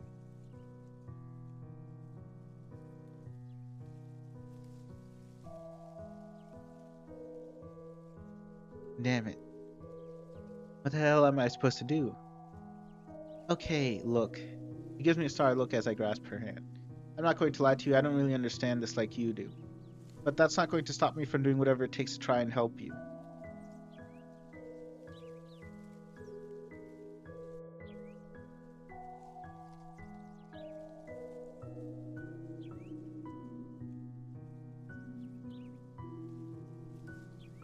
No matter what your mind tells you, I'll always make sure to tell you what's true and what's not about who you are. I'm sure Monica will too. Was mentioning Monica a bad idea? After a few seconds, she squeezes my hand slightly in return. Thank you, Drechenaux. I really don't think it'll help, but if you're so sure. Never been more certain in my life. We have a sit together in silence, still holding hands. Man, this is not what I thought today was going to be like. I never would have imagined something so devastating would claim Sayori of all people. Regardless, it's not going to change how I see her. She's my oldest and closest friend, and I'm not going to let these clouds of hers change that. She wouldn't want that, anyway. Guess I should say something to lighten the mood. Well, the festival preparations are tomorrow. Excited for those? A little. I think it'll be great with all of us working together and such. Yeah, everyone working together. Hey, how about you and I spend the festival together? Huh? He spins to look at me, seemingly bewildered. You know, after we're done performing, maybe you and I can go see some of the other booths. I'm sure you'd love to get some snacks anyway. Yeah, that sounds great. You think? Of course. That just sounds like she's putting the mask back on. I can't tell if this is really her talking anymore. So much for having things change, I guess. Well, I'm glad to hear it. Why don't we head back to your place to prep it for tomorrow? If you want, Mayura and I can come over later and hang out like old times. Sayori ponders before looking back at me. We can play some games together. Okay. Just for a little while? Of course. I whip out my phone and send a text to Mayura. Come on, let's go home. She gets off the swing as I lead the way back to the neighborhood.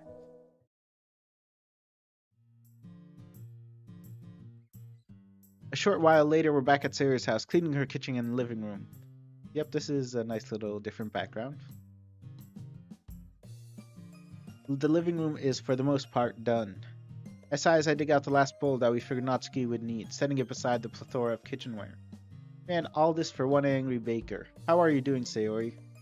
But upon looking over, she was slowly rubbing the bowl in the same spot. Almost looked like she wasn't even interested. Sayori? Oh, sorry, I was just, spacing out again? Yeah, that exactly. Sorry, I'm just not used to cleaning my stuff like this. For an important occasion tomorrow. Natsuki won't be happy if your gear isn't up to stuff. I know. She resumes cleaning, this time in a different spot, but still in a slow and unenthusiastic manner. Not even mentioning her friends could lift her spirits. Eventually, we finish up. A little while later, I returned to Sayori's house with Mayura in tow. While Sayori, Mayura, and I played together, it still felt uneasy. Thanks to me and Mayura's effort, she's enjoying herself now, but how long will it last? The revelation that Sayori was depressed this whole time still weighs heavily on my mind. She said she's had it her whole life, so even when she was a child. What about the others at the club? Do they know? Monica probably knows about it. Sayori must have told her. I'll bring it up with her tomorrow. I just hope things go smoothly.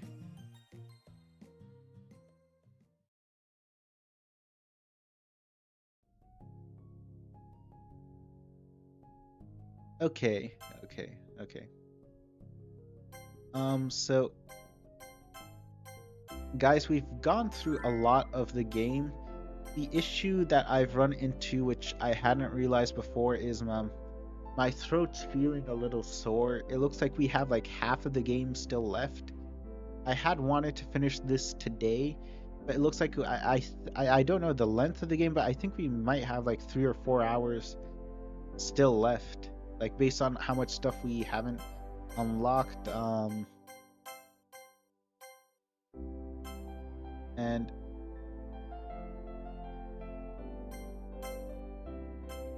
you know, so I think we'll continue next week. Sorry about that. I just can't keep talking. It's causing my throat to become sore. I think I might have a little bit of a cold.